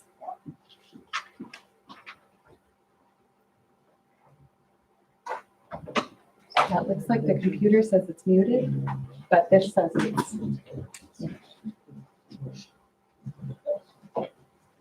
Just gonna go like this.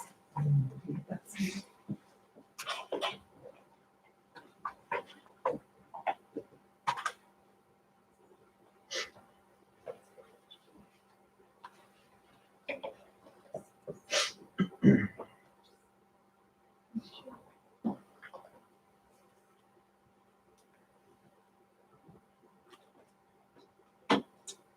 Nope. So maybe what I'll do is just let this video play and I'll kind of narrate what's happening. So what's going on is that they're showing you a subway station and they show everybody going up the escalator, but there's stairs right next to it. So they thought, how are we able to get more people taking the stairs? And so what they did is a group of people got together and they installed a piano. So I wish you could hear this. I'll have to send the links out to you later so you can go home and watch it. But it's really funny because all of a sudden somebody steps on it and you hear one note, and then they're stepping again and there's another note, and all of a sudden there are people who are hearing people go up the stairs, and so they're heading for the escalator and then think, wait, but I want to try that. And so then they leave and they go up the stairs as well. So this is 66% more people than normal chose the stairs over the escalator. So just by this innovative design change, we're able to encourage more people to be more physically active and get those steps into their days. While also, I think, so it says fun can obviously change behavior. We can call it the fun theory. So we've got somebody just slowly going up the stairs. So that was an ad that was produced by Volkswagen, actually, which I thought was kind of interesting. And then, let's see if I can beat the mouse here. Okay, just gonna X out of here. And this right here, we won't be able to have sound either. But what's going on here is, this is a public park. And what you're not hearing is that the second somebody's lips touch the water, there is a recording in the water fountain that is talking to them. So you start drinking and then all of a sudden it's saying, you look good today. They're like, drink up. And so it's giving all of these positive messages about drinking water. And so he's like, wait a minute, it's talking to me. That's what he said. The water fountain's talking to me. So they have this funny idea, but really the message is about positive reinforcement. So you're doing the behavior, you're immediately receiving that positive feedback, and what do you want to do? You want to do it again. You want to repeat what you just did because it was cool, it was fun, it was different, it was innovative, and it's reinforcing your behavior. And so if it's a long sentence, that was actually pausing mid-sentence, and then you'd go back and it would finish its sentence. So you're drinking until it's finishing its thought. Yeah, which is just, I thought, such an interesting way to raise awareness. And so this is funded by, this video went along with a campaign called Drink Up, which is all about, it was created by the Partnership for Healthier America, which is the organization that Michelle Obama started when she was in office. And so actually on any water bottle, it might even be on the water bottles that are here today, you might see a little tiny raindrop that says drink up in it. And that was all part of this big campaign to try to advocate for people to drink more water as opposed to sugar sweetened beverages. So sometimes these things are happening and they're kind of invisible. And I think that's the power of the nudge when, okay, you might look at your water bottle and you see the little drink up sign, and then you're going to remember this video, and it just all builds together. So I apologize that we didn't have sound, but thanks for being good sports. I think you did a great job narrating. Thank you so much. Okay. They should have put it on the bottle, you know, if we squeeze the bottle. Yeah. All right, just gonna resume my slideshow.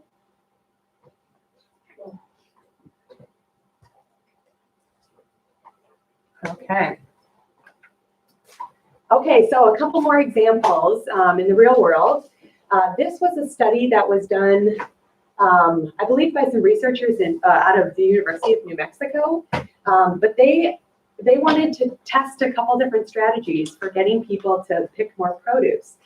This is something I wanted to say right in the beginning of my my time with you, but Teresa did a great job of talking about how the produce is being distributed so that we can acquire more fresh produce within pantries. And so my presentation is much more rooted in how do we get the food that's in the pantries into people's homes. So continuing along that supply chain so that we are getting more nutrition into our communities.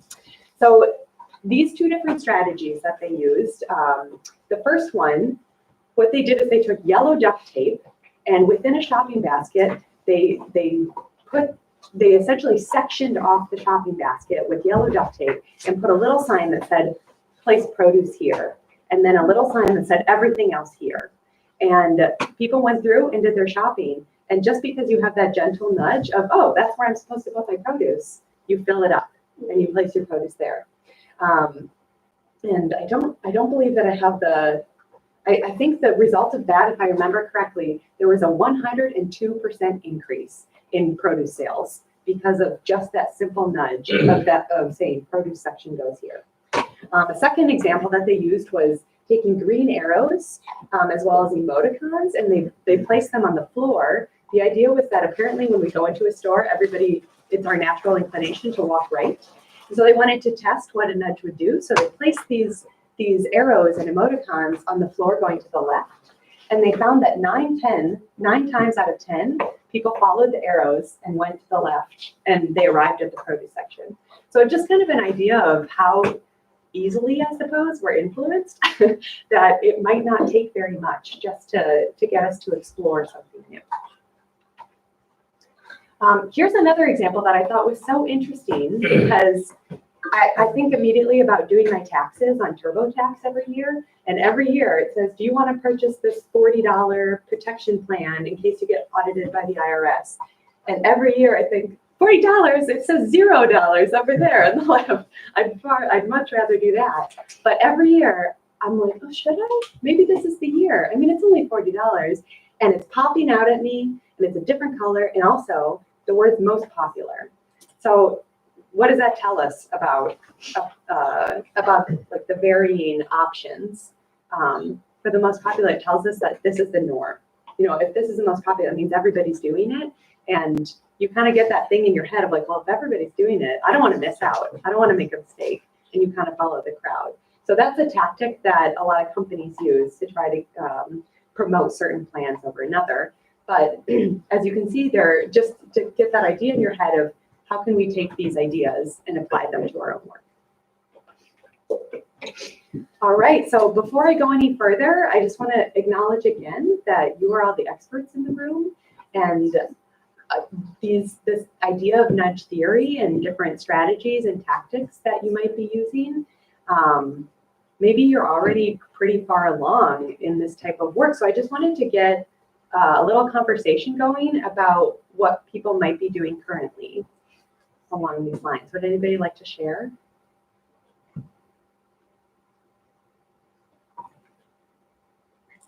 Yes. I'm a lead produce volunteer at the County Food Bank, and there's some produce items that I know our clients are not familiar with. For example, we got green tomatoes from a home gardener the other day, and you know, probably most of us don't know what to do with green tomatoes, but they are edible. So I put them together in like a quart basket with a recipe in there. We also do kits of different kinds. Okay. If we have like a surplus of particular items like cucumber salad kit in a bag with a recipe, that's been extremely effective. Great. Sometimes people just don't quite know how to get started with things, and there might be something that they're unfamiliar with and they're looking for like a convenience product. Okay. And that's how things are marketed in the grocery store a lot of times. And so I've started to do some things that kind of mirror what the grocery stores do. Great. So mirroring what the grocery store would do, convenience, familiarity. So you're touching on all those things that kind of like Teresa was saying, everything that people want in the grocery store, we're realizing these are the things they want to see in pantries as well. Make those experiences as similar as possible. Okay, great. Thanks so much for sharing. Tony. We have something like maybe butternut squash or something that's not really moving well. You know, people's going through it. So we have somebody up there, as we call it, trying to sell them, you know, trying to get them to get in, giving them encouragement. And then if they do get it, like we always have like ice cream products. We get like people that come in with kids. We always give a kid some kind of ice cream. But if the grown-ups will take like the squash, butterscotch squash, if they take 4 of them, 'cause they be really big, Yeah. take 4 butternut squash, then we'll give them some form of ice cream, the drumsticks, half a gallon ice cream, or something, give them a reward for trying it. And so then the next person coming up will do the same thing, but they're looking for the ice cream or the treat, but it gets rid of the item that's not moving. So that's what we do. So you're using incentives. Yes. Mhm. we use incentives. Very cool. Very cool. Whatever makes it move, sometimes, you know? Yes, You gotta get creative. So as we've been sort of visiting food pantries across the state and talking to them about produce and some of the challenges they're facing, some of the things that we've heard from folks have been having the lead pantry coordinators or checking people in saying things like, hey, the eggplant looks really good today, right? To sort of just, if there's a surplus of a thing, sort of getting people to sort of think about that thing as they're going through the line. And then the other thing is sort of suggestive signage, right? So people typically don't like to take as much as they can. So even though we say, hey, take as much as you can, people don't typically like that, right? But if you were able to say like, suggested 5 eggplants for a family of 3, then somebody who has a family of 3 will be like, oh, maybe I'll just take 5 because it's to your point about the, right. Anybody else? Along those same lines, sometimes we have product that looks terrible on the outside, but it's completely fine on the inside. So, you know, we had mangoes. Well, nobody really knows what to do with mangoes. So while everybody's waiting for check-in, you know, I'll take one out there and I'll say, okay, this is how you clean a mango. And then we'll have samples for people to try. And then once that's over, you know, the person that checks in, our clients will talk about that product again. Great, great. So everything you just mentioned is also in my presentation, which I kind of figured. But that just goes to show that this idea of nudging is already working. It seems like these are strategies that you're using because they're effective, and that's great. And for any of you who are not using these strategies yet, that's great that you're able to share, and now you have a few more friendly faces who you know are doing this. Can you see if there's anybody on the phone, or can you call on the phone to make sure that, I think somebody may have unmuted themselves. Oh, sure. Just a friendly reminder to anybody on the phone to just keep yourselves on mute unless you have a statement or a question, then feel free to chime in. All right. Okay, so moving right along. So this is an NPR article I found yesterday just to show you that nudges are everywhere, and this idea of nudges is really catching on. I must have found a dozen studies and newspaper articles yesterday with nudges in food pantries alone. So it seems like this is something that's really really spreading across our domain. So the next couple slides are about this study that took place in New Jersey, Colorado, and Texas. And so I have a couple quotes just so you can hear what some other pantry folks are doing. So sometimes a nudge is as simple as putting food like brown rice in 2 different spots and leaving the white rice on a single shelf. So that idea of spreading it out for exposure, think about how you go through your pantry. If you're visualizing that, what do you see first? How do people typically tend to shop? Are they filling things right away? Do they know that there's going to be things at the end? Are they going to save room?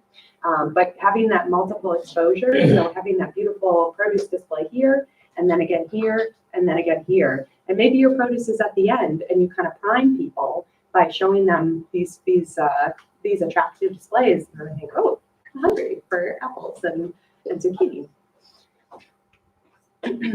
Another design change that they made, cabbage bins were elevated so people wouldn't have to stoop. Glossy photos of oranges were hung in food pantry waiting areas. Boxes of oatmeal were stacked next to a sign that says fills you longer in both English and Spanish. So that's important as well, knowing who your client is and making sure that you're communicating the message that you want to be communicating. So not only are we making these foods seem more attractive, but also reinforcing it with a positive message that provides some nutrition information. Couple examples here on the left, just to show you what some pantries are doing in terms of design, just to give you some ideas.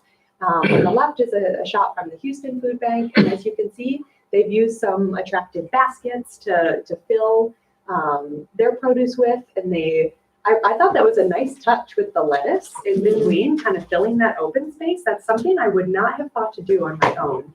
But seeing it, you almost think, of course, why wouldn't I fill that empty space? But sometimes you're just not sure how to do it or what to do it with. And it doesn't necessarily have to be with edible produce. You could always fill it with something else that's colorful. I imagine even if you put some green tissue paper, that would still draw your eye to it and make it look full and abundant. On the right, this is actually a food bank at the University of California. And similar idea, they raise the produce off the ground, they put it in really attractive baskets. They have the yellows next to the greens, next to the reds, so they're kind of creating that vivid picture, so you're immediately drawn to it. And I also like how it's in the center too, so regardless of what you're doing, the produce is always to your left. So if you could change your mind and think, I'm gonna look here, oh wait, that's busy, there's too many people, I'm gonna turn around, and there's produce again. And so wherever you're going, you're in constant interaction. So I thought that was kind of an interesting design. Another quote from the Texas, Colorado, New Jersey study: whole wheat pasta just happens to be one of the foods that sharing life is nudging. It has a prominent spot on the shelf where it's easy to see and grab. Signs touting its health benefits hang nearby, explaining how whole grains may improve cholesterol and lower the risk of diabetes. So similar to the last slide, just about combining those all together with making it attractive, but then also reinforcing that positive message of why it's good for you. And here's the sign. This is from a group called Vermont Fresh. And so I think this is actually just a screenshot of the display is actually much bigger. There's another sign to the right that I didn't capture. But here they've used some shelving to make it, to draw your eye to it. And then they have the posters right behind it. And I will mention that this was done by a dietetic intern or a dietetic student. And so just keep that in mind too. I'm not sure where all of you are coming from, but there are dietetic internship programs in a couple different places across Wisconsin, and they're constantly looking for partnerships and projects for their students. So that might be another resource you could leverage, just to keep that in mind. And if you have any questions on who and what is where, I'm happy to help connect you to the right resources to find out who those right people are. But just if you need a little extra support to do some projects like this, you might not have time for on your own. And if I could just jump in on that point Sure. too, I don't know how much of the grant opportunity has been communicated to everybody, but we're not just sort of giving you all of these great ideas and saying, go try to figure it out, right? There's actually going to be some grant funding behind it, so that if you want to do some of these, if you want to purchase some of these like bins or the green tissue paper to make things, no, that's totally true, right? We will be able to support you through some of that as well. So Great. Okay. So all of this was leading up into kind of this design aspect. So a couple of points up here on this slide. I want you to just envision your pantry. So do kind of a mental walkthrough. So as soon as you come in, what is the culture of your pantry? I know in previous conversations I've had about making pantries healthier, safer, or finding ways to increase fresh produce, and then also to increase the amount that goes into your clients' homes. Sometimes I've heard some stories about, oh, our volunteers don't really feel comfortable doing that. You know, they think people should be able to take whatever they want, and so they're not gonna try to encourage anything. So just the idea that there's a lot of moving parts here to make things work and to flow. And so just to put that in the back of your minds of, is there staff and volunteer buy-in to these ideas? Do they care about the redesign? Did they have a say in how things are placed? And maybe they have an idea to make it better. Just keep that in the back of your head. Similar to all of the pictures that I just showed, design clearly matters. So that's not just where things are placed, but how you are physically walking through. What are you seeing first? How easy are things to grab? How visible are they? And maybe that sometimes means making the things that are a little less healthy, or the things we should eat more moderately. Maybe that means placing them in a slightly more inconvenient place. Also, abundance. It's been shown that that people are far more likely to take things when they are placed when it's shown that that it's more plentiful, let's say, and that when something looks a little bit more bare or picked over, people are far more likely to pass it by and not even give it a look. So I always think about that at the grocery store. I'm like, there's no way people are buying all this produce. Like, why do they keep it so stocked? But that's the thought. You don't want to go to the grocery store and say, oh, there's nothing here, or it doesn't look very good. Things look better when they're all grouped together and made a little bit more beautiful. Also signage. We did see a couple examples of health benefits, but this could be really anything. So this could be a time to get creative with your volunteers. Maybe this means doing an art project and just painting pictures of fruits and vegetables. They don't even have to have a sign. We don't say anything about nutrition, but just getting those things on the wall, kind of going back to creating that culture of health and finding different ways to keep reinforcing your message.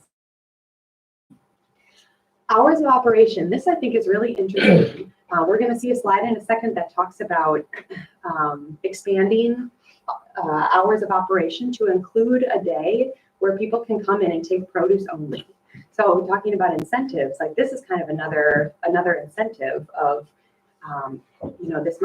this might not work for everybody's schedule, but here's an extra time that we're going to open. This is an opportunity to come in, get a little bit extra food, but today we're only offering fresh produce.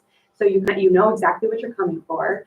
But I thought that was a cool way to increase the amount of produce that's going out the door, especially if you have a lot of product to push that you know is going to spoil soon. That could be another interesting way to get it out the door. And finally, the Safe and Healthy Food Pantry Project Toolkit. This is a resource from UW Extension. Can I just get a show of hands of how many people are familiar with this toolkit? 1, 2, 3, 4, 5, about 6 people, but about half the people in the room. So that's exciting because it means that now I get to talk about it to some new people. I'm not sure how many folks are from Dane County versus elsewhere. A couple of years ago, the person who was our nutrition SNAP Ed coordinator for the entire state of Wisconsin, she helped write this toolkit. And it's all about this idea of nudging and this idea of creating a food pantry that's really safe. Just with all the data we have about chronic disease and obesity, and understanding that a lot of people rely on these emergency food systems, we really need to make sure that we're caring for our community across the board. And so this was an important project to take on, especially for us folks in FoodWise. And so Uday is going to talk a little bit more about this toolkit, and he has an example as well to show. So it's a printed guide, but it's also available online for free.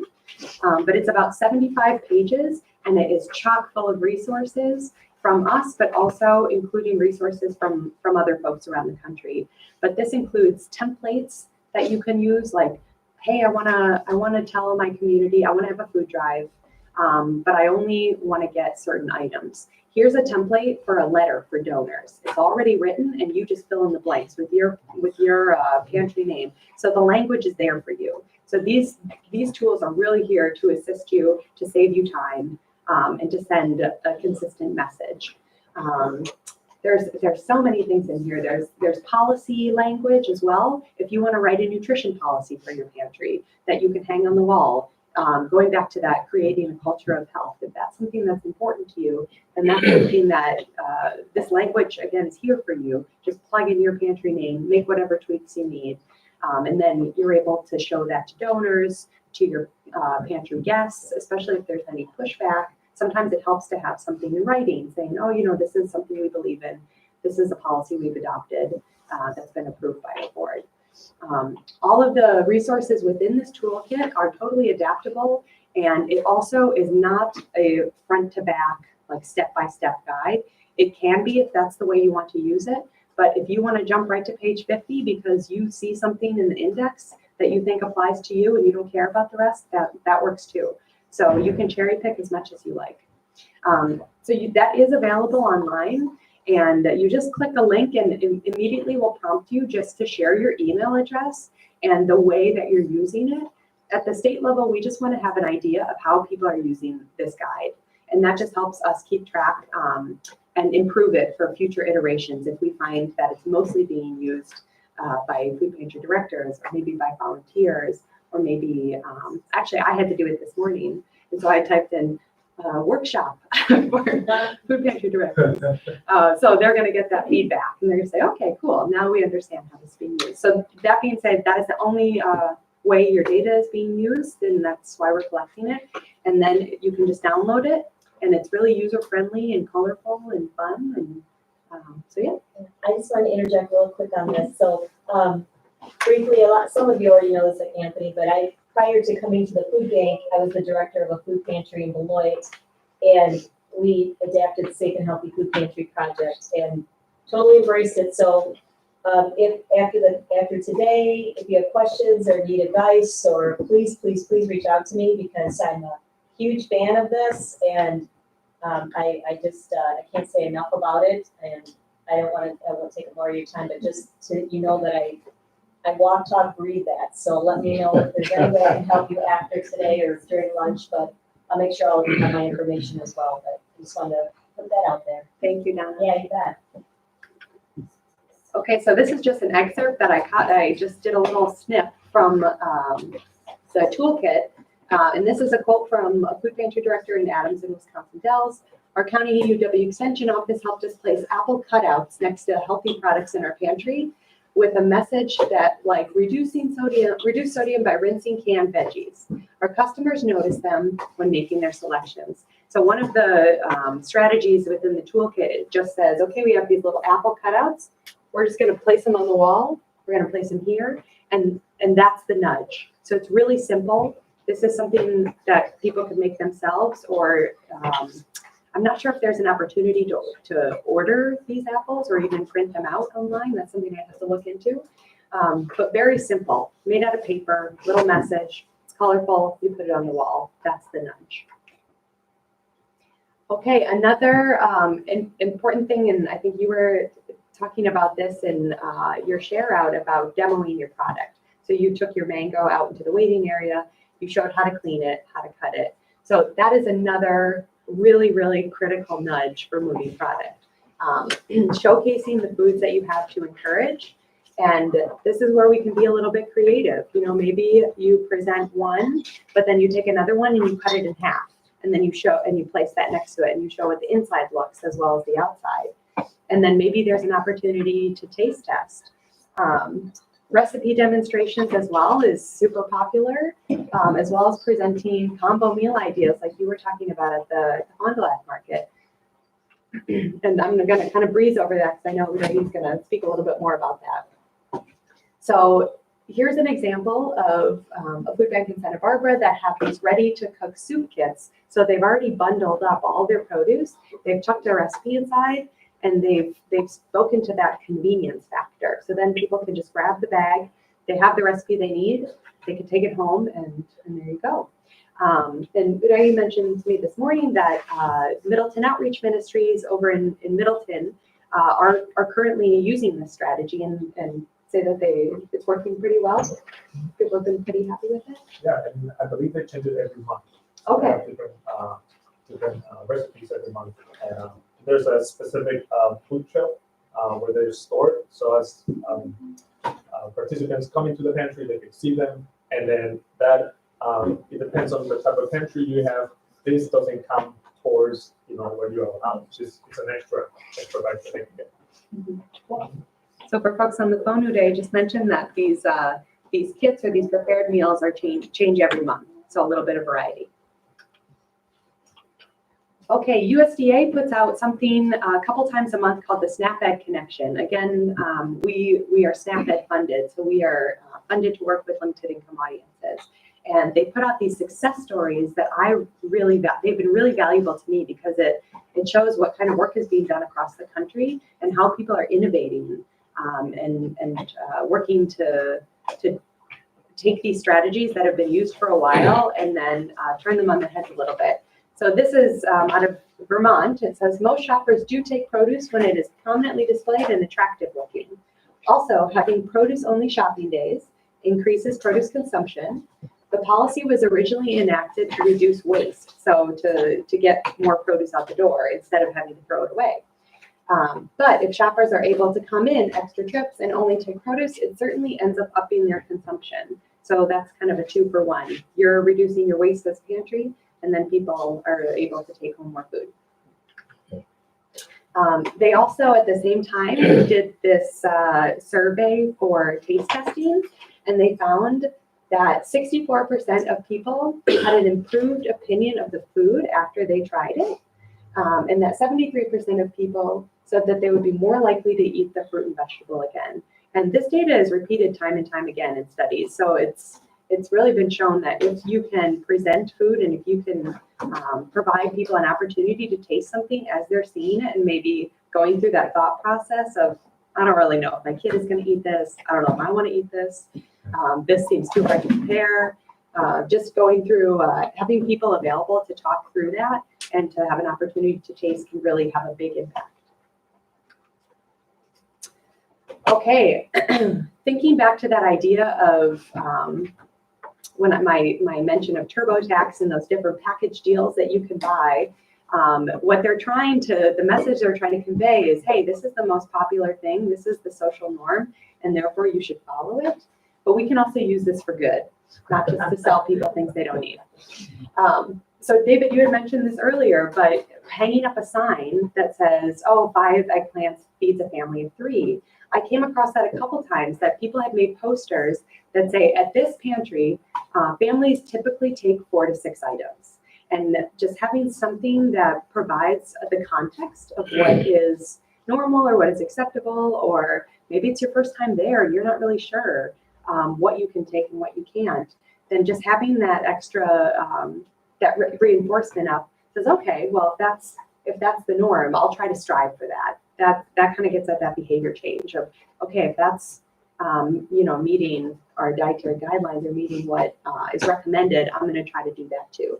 If I may, so one of the interesting things we found as we sort of watched the practices of some pantries is that you have these volunteers who want something to do, and so they will give people a thing, and so even though it's a choice pantry and they can take as much as they want, there's sort of a natural limiter, right? Because of the social norm of somebody giving you a thing as opposed to potentially the person wanting a little bit more or something. So that's sort of an interesting sort of invisible practice that we have in pantries right now, that I think to this point about creating some new social norms of how people interact with the food, I think is really interesting. And I know, like on that, we have a Fresh Monday, where it's just all fruit and vegetables, nothing else. And I think when they come through on the regular days, they come through, you're getting canned goods, you're getting meat, and you're trying to save room. So even though the produce and vegetables are the first thing you get, I think you skip over some things to get to some other thing. But when you come in on a, like Fresh Monday, everybody takes every fruit just about that comes through. And it's like a farmer's market. Cool. And they seem like they're happier on the Fresh Monday days than they is on the regular days. So, we get many people too. Okay. So they, like I said, it's displayed right and it all looks good and they'll take it. Very cool. Thanks for sharing. Yes. Well, the other issue is if the first client takes all of this lovely fresh, I mean, what's going to happen at the end of the day or the session tomorrow when we don't have enough? So there's always, where's the next load coming from? Right. Oh, And when it's going, so all of a sudden we don't have that ability to give people what they might need, really. right. And absolutely, the reality of a lot of pantries is exactly that you have to make sure that you're stretching what you have to meet So the we have needs. one watermelon that's this big and it goes out the first minute. Gotcha. Well, Does anybody have advice? Yeah. one of the things we do is we look at how much we get of a certain produce items, and we say, okay, but we figure we know we're gonna serve 125 people today. Okay, so we say for 1 or 2 guests, they get 4 items. Sure. 3 or 4 get 8 items, 5 or more get 12 items. So we stretch it so that we figure that we can feed everybody the same amount of food, regardless So if they there's come in at the limitations. beginning of the day or at the end of the day. So there's limitations right off the bat. Right. I was gonna say, too, some of the pantries that maybe have an abundance, that they're not worried about running out, and they might just say, well, there's unlimited amount of produce you can take. Some of the things that we hear about are people, out of the goodness of their hearts, feel like, I don't wanna take away from somebody else, not recognizing that there may be enough for them to take more. And so they might just say, okay, well, I'll just take one apple, because I don't wanna seem greedy, and I wanna make sure there's enough for all my neighbors who might need food. And so that's where, if you're not worried about a shortage and you have an abundance and you want people to take more, it might be helpful to give that encouragement to say, hey, a lot of people have been taking, 4 or 5 apples, and that's great, there's plenty, because it might not be that people don't want it, but they just feel that they don't want to seem selfish. Right, and we hear that all the time with signing up for SNAP as well. People who are eligible to sign up for SNAP benefits, but don't because they say, I don't want to, somebody else needs it more than me. When in reality, that's not how the program works. The program is that the money is there for anybody who needs it. And so that logic, just that little bit of education or that little bit of encouragement can make a big difference and can cause people to act on something they might not otherwise have acted on. But I absolutely understand the concern of when there is a shortage, then you have to apply other strategies to make sure that it stretches. Yeah, depends what the norm is at your pantry, I think. Because I expect a lot of people to come, so we always have order an abundance. Now, we used to have a problem more a couple years ago before they started this mixing center, and now the fruit and vegetables come in a lot more, and I know it seems easier now to do it than it did before anyway. Well, and yeah, that's I was gonna say, Teresa, it sounds like your job is working. Yeah, it's working. Yeah, and so maybe these are things that you're contemplating for the future then. Maybe after some of that distribution, those kinks in distribution get worked out and then you're able to offer more, then these are just keep them as seeds planted in the back of your head. Okay. So I feel like it would be irresponsible for me to say, go ahead and just nudge away and tell people to do this and do that without remembering that there's always too much. There can be too much of a good thing sometimes. So what we don't want to be saying with our nudging is, oh, if I don't nudge you, you're not going to do what I want you to do. People are, have free will, and they're going to make the choices that are smart and that they want to make. And what we don't want to do is come in and say, this is what we think you should do. We don't want to be those puppeteers. The other thing is we don't want it to be too narrowly focused. And so if we're going to nudge away, but then there's nothing behind it, the example I use is, okay, we're doing all these things to get people to take the fresh produce, but then if they felt maybe compelled to take it in the pantry and then they get it home and they're like, well, I'm probably not going to eat this, and then it goes to waste there, then that nudge was not really effective.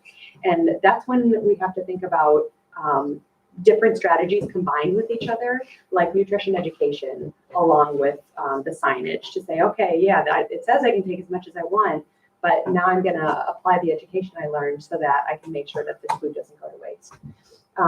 Nudges can be not very effective, or they can be too effective to the extent that people might want to rebel against them and say, well, if you're trying to get me to do this, and so I'm going to do the opposite.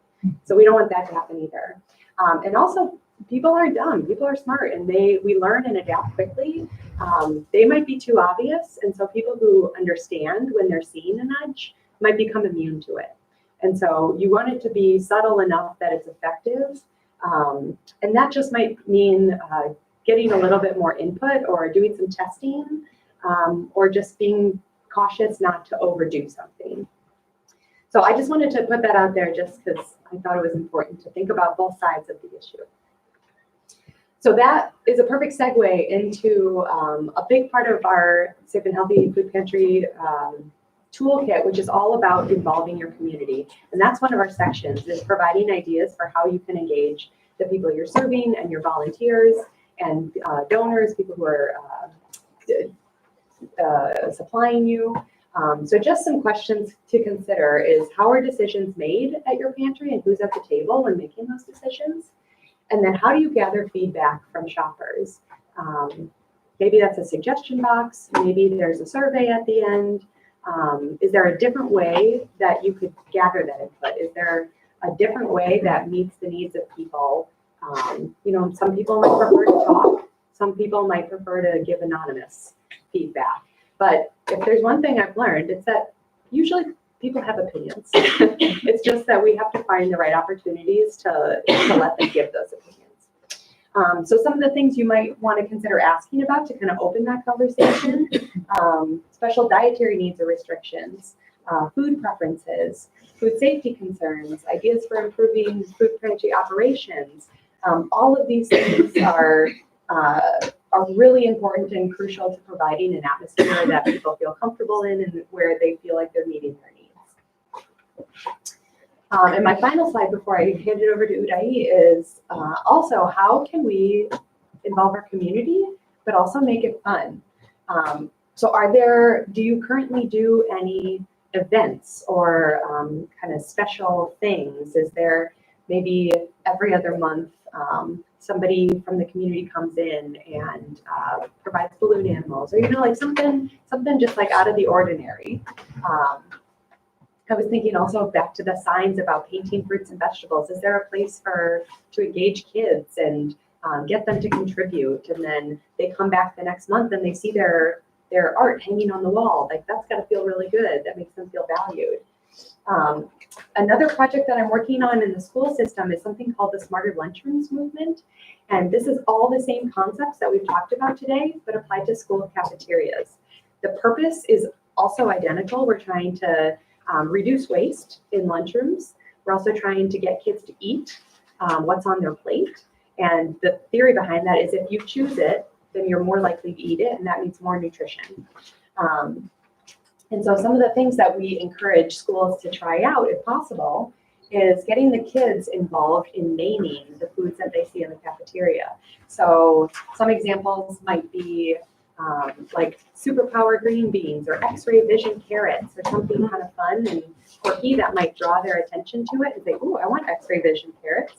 And so that's something where the kids come up with the ideas, and then we put them on signs and hang them right on the garden bar, or maybe that's something that just the principal says over the morning announcements.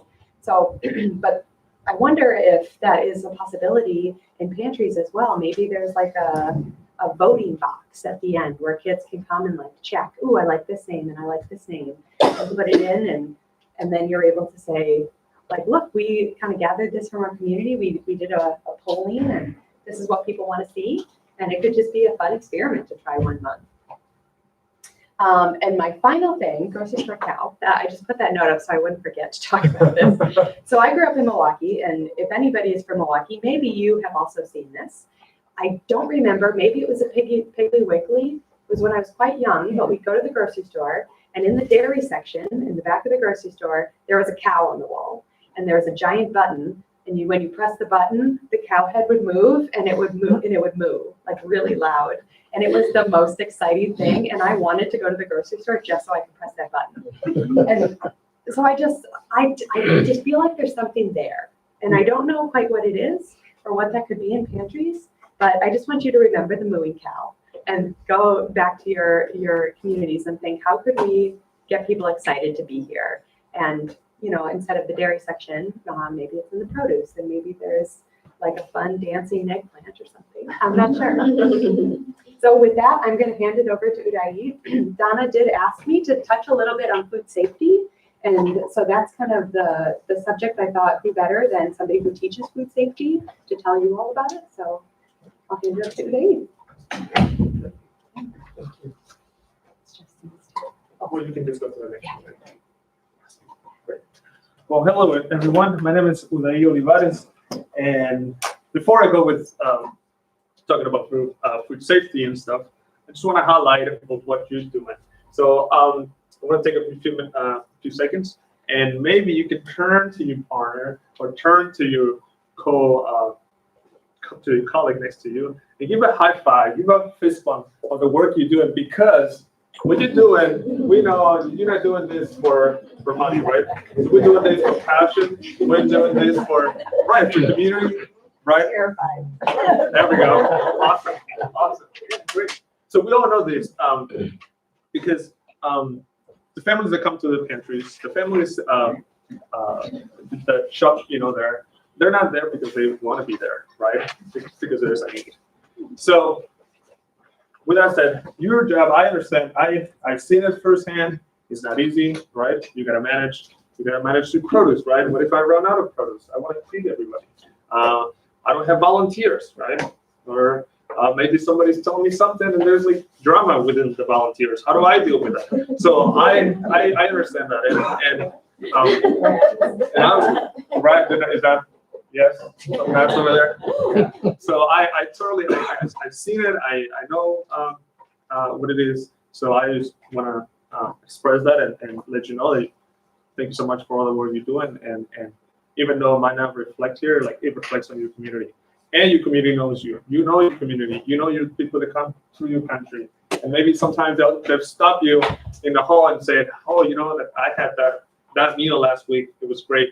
Thanks because of you or because of the pantry or, for the volunteers that were there. So thank you so much for the work that you do. I want to highlight also tasting. If you have produce, if you have things that are not going, like the butternut squash, what are some ways to do it? Tasting is one of the ways that I use when I'm at the pantry to get the people, relate to it. One that comes in mind right away is figs. Maybe you guys gotten some of those packaged of the figs, the dry figs. Yes, maybe some of you. If you're familiar with them, they come straight from the USDA, so they don't have any nice colors, logos, or anything. And it looks, honestly, not very good, right? Yeah, it looks kind of like, I remember going to the pantry one time and I saw it and I was like, oh, there's bags of figs. I was like, and then dry figs, okay. And I was like, and there were a ton of them at this pantry. So I grabbed one of the bags. That day I was talking about, we're going to talk about fruits today. So I had a table, I set up a table, and I brought some of the fruits they had at the pantry. So I like to display what at the main entrance. I like to display what the pantry has. Now I'll get to in a little bit of how I got to the front, to the main entrance. So I opened a bag of figs, and they have dried plums as well. So I had dried figs and dried plums. So as people were coming in, I'm giving them, hey, how you guys doing? Have you tried the figs? Have you tried figs before? They're dry. We have some in the bag. It's like, no, they don't. I don't want to taste them. They don't look good. I was like, give them a try. Actually, pretty sweet. So some of the people that I had to try them, they were surprised actually on how sweet they were, and even though they didn't look so appetizing, they didn't look shiny or anything. They were really good. So like, hey, you know what? You can add this to your cereal. You can add this to yogurt if you want. There's different ways as a snack. If there are kids coming in, I was like, hey, do you like gummy bears? Try these things. So that was another way. And again, these types of connections, the way you present it, the way you talk to the people, the way you talk to the kids, I was like, hey, can you relate this to something that you already do? So, like I said, some of the people that were surprised that they tasted pretty sweet. And like, oh yeah, on my way. I was like, make sure you grab some bags. Go ahead. You can grab one or two. I believe there was no limit on how many bags you can grab. So simple things like that, where maybe there's something there, it's not moving along. It's like, how can I move this, right? Just a simply taste. It's a really good way to get that out. I also, does any of you have, some of you guys mentioned that you guys are connected with extension. Anybody else has any nutrition education in the pantry? Or anybody, like any interns? Yeah, do you have interns? Well, we work with the local hospitals. Okay. And the universities. Like dietitians, practitioners. Okay.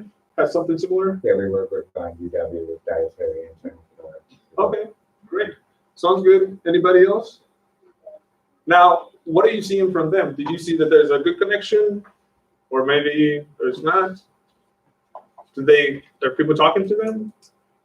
Well, ours are actual classes. Okay. So they come in Oh, great. for an hour Good. and they talk about a particular Sounds subject. good. It's not like a walk-in basis, it's more like a class. Well, UW Extension does the walk-in Right. portion, but Mhm. this is like a class. Okay, similar. No, we don't do classes, but people do talk to them, Okay, give them ideas of what they can do and use food for. good. And the reason why I asked is because I remember when I started, I went to the pantry and I had a binder like this, and I was like, where would I put my table, right? My display. I was like, I think I'm gonna go at the end when they walk out, so that way when they're coming in, they're heading out, I can talk to them. Well, I'm gonna talk about a whole range. So I'm like this with my binder, and I see people come in, and I was like, hi, and I was like, no, thank you. I was like, okay. So I noticed that I've been getting a lot of no, thank you. I'm kidding. And then later, I went home and I'm thinking, why people they don't want to talk to me or what? So, and I was like, well, if there's a guy at the end with a binder and a pen, I was like, I think he wants to sign me up for something, right? And I don't have time to sign up for something. I don't want this person to talk to me. I have my food. I just want to head up. So then, I talked to the coordinator, to the pantry coordinator. I was like, hey, and then she mentioned, I was like, hey, have you tried maybe the fry? Want to try it? And I was like, yeah. So all the things that I did, I was like, before also, I want to volunteer at the pantry. I want to know what the pantry is. I want to know the volunteers. I want to know the people that work there. So that way, when I come in, it's not like this new face. It's more like, oh yeah, he comes. Like he's a nutrition guy. But it was more of a relationship. So I know that you probably made a lot of relationships in your pantry already. You know the people that come in, right? So it's an easier way to approach them. It's an easy way to, hey, we have this nutrition slip. You want to take it out? Hey, we know that. Remember, just like Teresa, these apples really are pretty good. You don't have to throw them away. So creating relationships, the way you approach things. And I mentioned that because maybe some of the volunteers that you might have, if you have somebody providing nutrition education, and if it's a very formal type of thing, remember that people are not at the pantry because they want to be at the pantry, it's because they need to be, right? So keep that in mind. Today I brought I did bring the binder, but because there's something in here, and I also brought the book, the Safe and Healthy Food Pantry Project that some of you guys have, the one that Claire mentioned that you can download online. In here, there's a lot of tools. For this one, you don't have to go through A through C like Claire mentioned. You can glance through it, and there's something that you can find here that works for your pantry. You can apply it right away, use it. One of the things, talking about food safety, one of the things that you can find here is it safe to keep or toss with dates, right? Is it expired? Is it not expired? How long should I keep it? When should I throw it away? Maybe you have your volunteers that help you to store this. Maybe they ask you those things, right? I don't remember. I don't have the answers. Here's a simple, for those on the phone, this book has a form that you can print out, you can copy, you can post it on your pantry. It's going to give you a guide. And just like this guide, there's many others, policies on how to keep everything in line within your volunteers. Because I understand you might have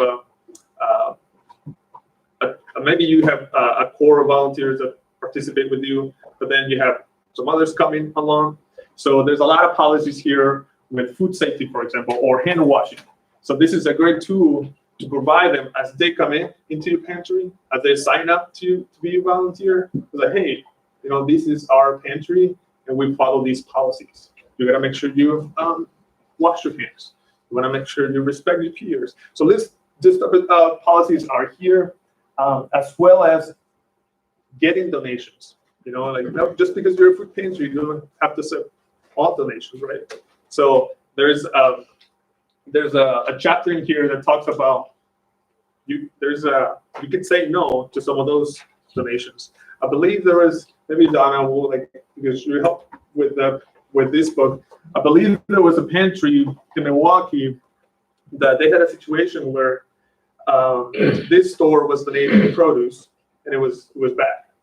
So they were taking all these produce, right? And then they were the ones wasting this produce. So they have to go through all that labor, volunteer time and everything to essentially, okay, what's good, what's bad. So it was on the pantry to do that. So what they did, they started saying, no, we're going to take this produce. So at first, the store said, okay, we're going to take it. But then it's like, oh, but we're struggling, right? We don't have now. So like, do we want to take that on us? Like, do we want to do it? But later on, they catch up, and I believe in a month or two, the store said, okay, we'll clean it up for you, and we'll give you what's good. So the person who was picking up this produce, now he was receiving produce that was already good to put on the pantry. So then he have to spend all the time, sorting it out. So this might be your case, might not be your case, but sometimes educating your donors, it helps out a lot in your pantry and with your time. I have here a quick example of a food safety that you can print out as well. This is not food-wise only. You can find this at the 5-Back website. And this is a true or false. So I talked with one of the lessons is about food safety and hand washing, thawing your meats and things like that. So this is something that I bring with me, and I wanted to try it out with you. It's a simple true or false. So let's kind of touch up on your food safety skills. All right. First one, true or false? The correct temperature for the refrigerator setting is 40 degrees or colder, and for the freezer is 0 degrees or colder. Is that true or false? For the refrigerator, I'd say false. For a refrigerator, 40 or colder, and for the freezer, 0 or colder? Yeah. True. All right. I got you, some of you guys with that in, huh? It is true. So the fridge, that's when you mentioned kind of like the truck temperature that Teresa was mentioning, they're having a 38 or 40. That's a really good temperature for your fridge. And your freezer, you want to have it at 0. Okay, so that's the right temperature. True or false? Thawing at room temperature is the best method for defrosting food. Oh, false. Awesome. Good. Well, it is false. So you don't want to thaw it right at room temperature. And the best way to defrost will be in the fridge. So you gotta have a little bit of planning time, right? If you have a piece of meat or a piece of chicken. Also, if you have a microwave, you can use the defrost setting on your microwave, as long as you're gonna cook that right away. So there's I also get questions about rinsing your chicken, rinsing the meat. That's not the best method to do that. The reason for that is that it's likely you're gonna be spreading more. If there is bacteria in that chicken, you're gonna be spreading it with the water, okay? Instead of cleaning. Water is not gonna clean, it's gonna thaw it, but it's not gonna clean the chicken, or the meat already has bacteria, so you're gonna be spreading it. So that's something that I'll tell participants, and a good tip for you to take out. Is it okay to place cooked food on the same platter that held raw meat, poultry, seafood, or eggs during your meal preparations? No, it's not safe. So it's false. So never place cooked food that held a platter that held raw meat, right? So again, bacteria on raw meat, raw chicken, and then once cooked, we use a new plate. And again, you can find this at the 5-Back website, and you can simply have it at your pantry. If you have an area where you can maybe put this, or have them on a flip chart like this, so participants can kind of flip through it. Or if you have a volunteer that maybe has a background on nutrition, and has a little background on food safety, this is something that they can kind of talk with pantry participants. True or false? You should always wash your hands thoroughly before and after handling food. True. Alrighty. So you guys passed. Great job. I'll give you a certificate in a little bit. So little simple things like this that you can find on the pantry project. You can find on the Fight Back website. These are things that you can get for free. These are things that you can print out. So make sure if you have any questions, if we can provide any other information to you, Claire, Coordinator Jackie Jean, or I could definitely help you out with any of that. Sounds good. And I'll just say, because I realize there's a couple of you from outside of Dane County, if there's any connections you need to the extension program in your county, just let us know and we'll have you connect you with that person. Yes, and actually now, so each county has a website, extension website. I was looking at our website, Dane County extension website, and there's a lot of resources in there. Usually now with the holiday season, with the turkey and stuffing and all that, there's a lot of information there about food safety and how to thaw your chicken. How to thaw your turkey. How to cook it, whether you have a thermometer or not. So if you're here in Dane County, or if you're not, you can definitely go to it and find some of that information. You can print out as well. So I just, before we take a seat here, I did print out one of the pages of the Safe and Healthy Food Pantry Project Toolkit, just to give you a flavor of what it looks like. What I printed is in the tools section of it towards the back, and this is a self-assessment. So just like a really quick check of different strategies that you can use to give your pantry a healthy boost. And it just says, are these in place? Yes, these are in place. To some extent they're in place. And no, these are not in place at our pantry. And that's just a quick self-check to see what you're doing well and maybe identify some areas for improvement. So I'm just gonna split this in half and pass it out. Feel free to take one. And on the back, there's actually a self-checklist for food safety policies and practices. So just to give you an idea of how you're doing.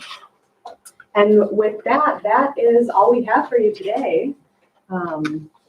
Again, feel free to reach out to us with any questions, or I'm also happy to share any slides or resources should you want them after this presentation today.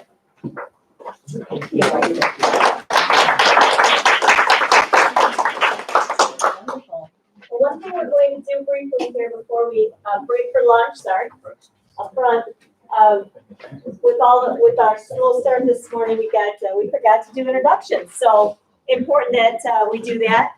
So again, I'm Donna Ambrose, and I work here at Second Harvest Food Bank. I'm the Director of Partnerships and Programs, and I've been here for 1 year as of this month. So yeah, and prior to that, I worked at a partner agency. I was the Executive Director of Caritas, which is one of our agencies, and I was there for 6 years. So that is my story. Hi, I'm Lee Cole. I'm the Director of Operation at the River Food Pantry, and I've been at the River for 2 months now. Prior to that, I've managed various grocery stores, Cub Foods, here in Wisconsin. So. I'm George Steinreiter. I'm from Milwaukee. It's Interchange Food Pantry. We've been around since 1971. And I've been in food pantries for the last 10 years and in meal programs since 1998.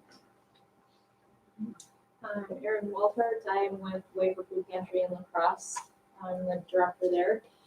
I've been there for 6 years, and I was at another food pantry for 6 years before that. And I'm Rod Christensen, and I'm with PCAP. I also work in PCAP. Pantries in 5 counties. And I've been with Southwest Cap for 2 years, but I've volunteered there years previous.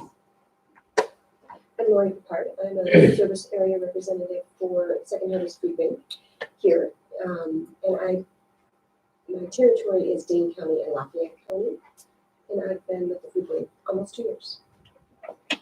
I'm Laura Moon. I'm another service area rep for Columbia, Adams, Juneau, Iowa, and Sauk. And so I'm like a liaison between the food bank and the agencies. I've been here just over 3 years. I'm Tim Berkeley. I'm also a service area rep for Second Harvest.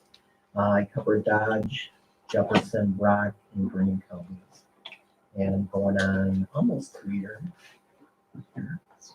Luana Springate. I am the director for the Lakeland Food Pantry, way north in Vilas County. I've been Oh, wow. there I've been there 3 years, and I thoroughly enjoy it. It is my passion. Oh, wonderful. I'm Cherie, and a shopper at the Feeding America over in Milwaukee. My name is Anthony Cates. I'm from Beloit, from the New Zion Pantry. I'm the director. Been the director for about 4 years, and I've been in the pantry 8 to 10 years. I don't know, something like that. Long time. I'm Marcia Peterson. I'm a service area representative with Second Harvest. I cover 5 counties, and that's Monroe, Vernon, Richland, and Grant County, Crawford. I have been with Second Harvest for just about 2 years at the end of this month. And I'm Judy Cusick, and I'm one of 7 people on a board that has brought the Fondy Food Pantry from an emergency box system to an 11,000 square foot walk-in choice pantry. Oh, wow. In the last year. I need help. I'm Erica Jensen. I'm a lead produce volunteer at the Founding Food Bank. And before that, I was a vegetable farmer for 15 years. David Lee, Executive Director of Feeding Wisconsin. And then now I'm looking over to the telephone. So if the folks on the phone can unmute yourself and speak into the phone loud, because I think the room is pretty big here, and introduce yourselves. Yeah. Hi, this is Marty Lee, and I'm with the Sheriff County Food Pantry. Nice. Welcome. Good to be here. Thanks. Hi, my name is Felicia Williams, and I'm from Milwaukee, Wisconsin. As well as Karen Thomas, we had someone walk in, so she's actually working with them in the pantry. So we're both from Western Wisconsin. Great, thank you. Welcome. I'm Susan Hughes. I'm with the Walworth County Food Pantry in Elkhorn, Wisconsin. Welcome. I'm Kalyani Grasso, and I'm with the St. Vincent de Paul Food Pantry in Marinette, Wisconsin. Oh. Great.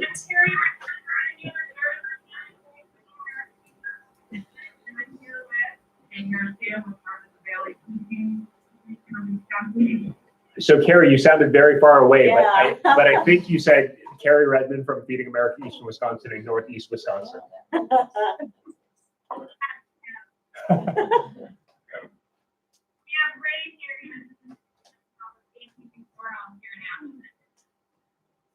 Okay. We couldn't really hear you, but welcome. Yeah. Get closer to the microphone. Okay, ready, guys? Yes, Anyone else? we are ready for you. Feeding America, Eastern Wisconsin, and Milwaukee. Hello. All right, lots of Milwaukee folks. I'm Wanda Roman from UMO in Milwaukee. Welcome. Dave Materas, Plymouth Food Pantry in Sheboygan County. Irma Clausen, representing Bethany Lutheran Church in Central City of Milwaukee. Brian Schmidt from City on a Hill in Milwaukee. Hi, Brian. Milwaukee's in the house. Anybody else not introduced themselves yet on the phone?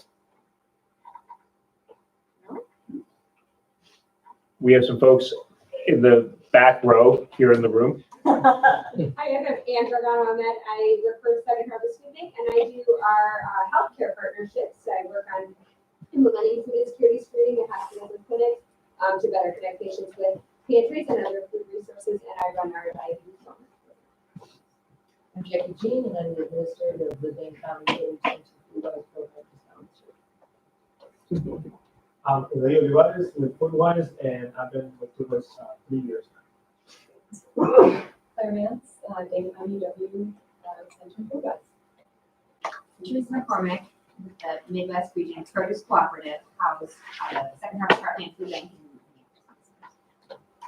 Good, Larson. Larson Cook, Operations IT Manager, been here 12 years. Fantastic. So if I may, Mr. just, Jocelyn, oh, I'm sorry. One more. the guy in the One more back. corner. Jeff Joslin. I work at Feeding America Eastern Wisconsin. I'm a farm link coordinator, connecting farmers with food banking and other people. And I'm also coordinating this UHC grain rollout statewide. And if it weren't for Jeff, none of you would have coolers. Or if you don't have coolers, it would become. So if I could just say one last thing before we break for lunch. So for folks on the phone, once we break for lunch, we'll come back, I think in 45 minutes or half, what's the schedule? 35, 40. So 12:45-ish, we'll get back. But then, just going around the room, I have to say that this was sort of a crazy idea that we would have these trainings and have people call in. And it is so incredible to hear and to see actually people from all over the state being here together, doing this together. And that's really what I think this sort of funny thing about Feeding Wisconsin is all about, right? Is that we are all part of this larger network. While you all are affiliated to your local food bank, we are part of this larger thing. And how do we come together with together to be able to fight hunger, improve health, and strengthen communities by increasing the amount of fresh, healthy food that we have for our friends and neighbors, I think is super exciting. So thank you all so much for joining us. We are going to fix these tech problems for the next training, but I hope that we will continue to have you guys come back for the afternoon portion. So we'll reconvene at 12:40-ish, 12:45. Yeah, thank you. So outside here is, there's sandwiches and fruit, water, freshly baked chocolate chip cookies. I was told that were just baked this morning. So please help yourselves. There's fruit salad as well. You're welcome to, eat in here, whatever you would like to do. So please make it available to you. And anything else you need, let me know. There's some stuff over here as well.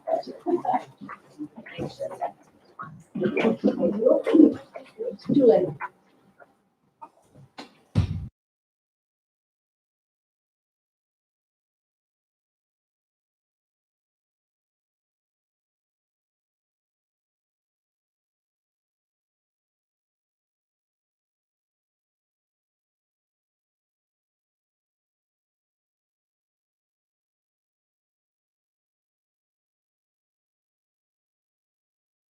Oh,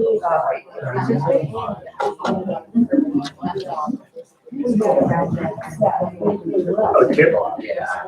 Tip? Yeah, I know a lot of great.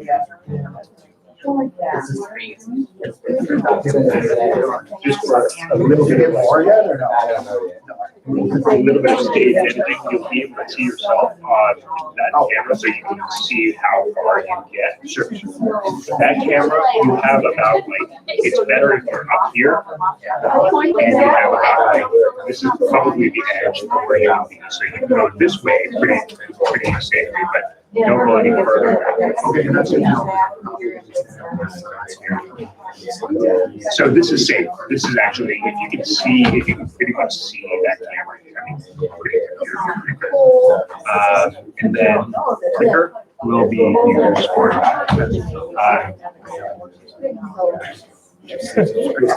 yeah.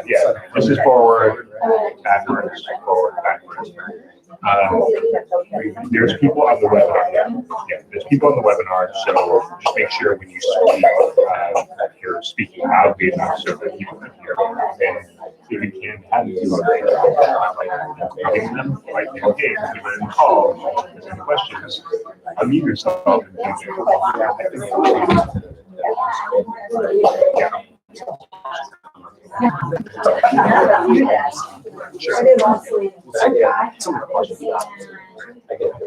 Otherwise, we will appreciate it. Oh, the last thing there. This is a disaster zone of course, so just be careful. Just be careful as you step. Remember, step up. Not when you're right. Don't step up when your foot is underneath. Okay. Just be careful.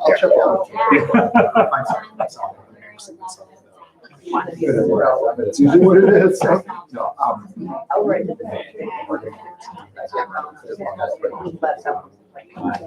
Yeah, do that right now.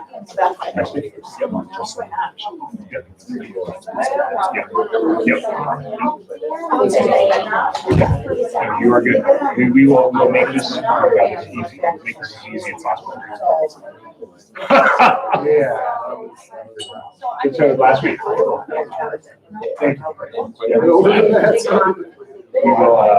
will get this queued up for you. Sorry. Obviously, you can see where I heard. Just getting started. No, you know, it makes a lot of sense.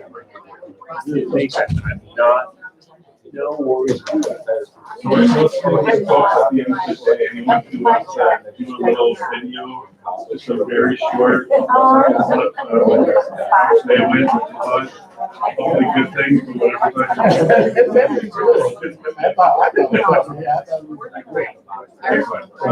yeah, just again, we got to the end. Okay. Just hang back and David will give you one video real quick.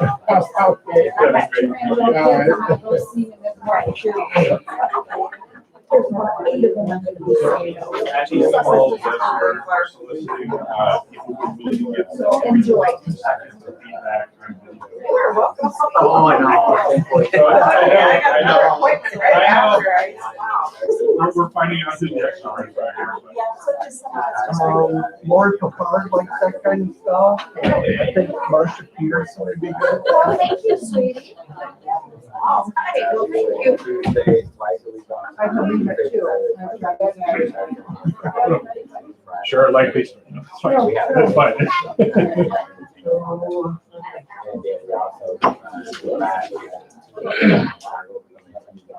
Let's try to make it round.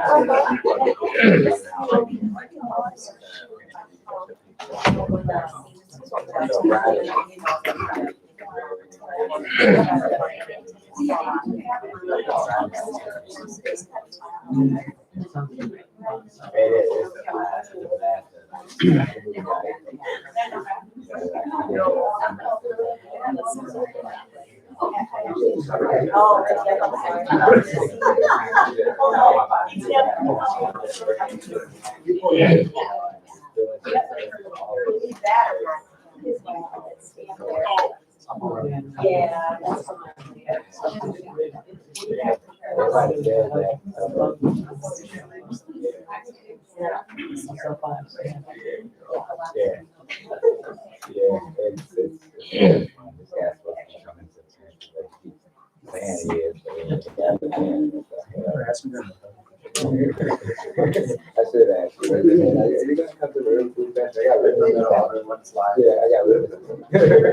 That's true.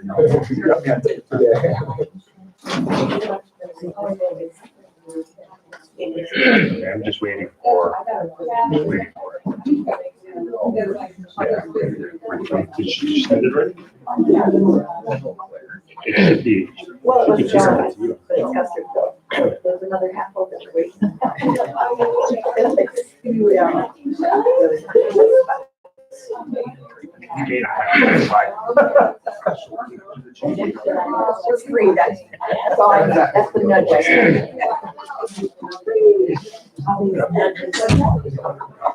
Start to go on the end of the line.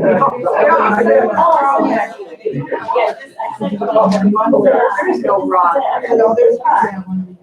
We did get new coolers. you know what's gonna happen. It's gonna come the moment we get going. Oh, shit. It's gonna like just show up. Okay. Well, if you are okay with us not having it, I'm just gonna roll. Okay. Trees.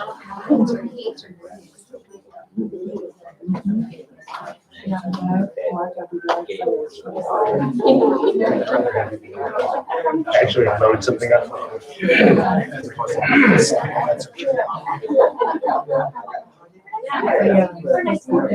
is the right one. I hope this is the right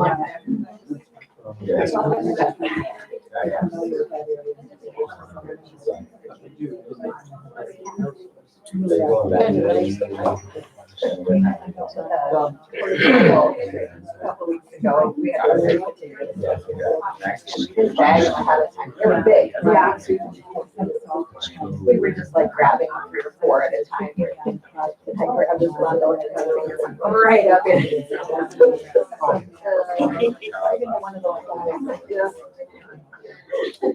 Oh, I get what you said.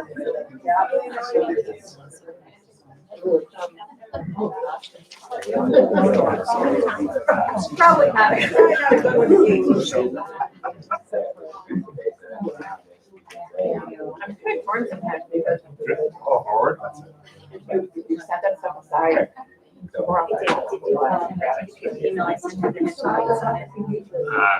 Yes. Okay. But I haven't queued it up yet. No, that's fine, it's not, it's that. Do you need these notes or no? To show up on screen. Let me just get you straight.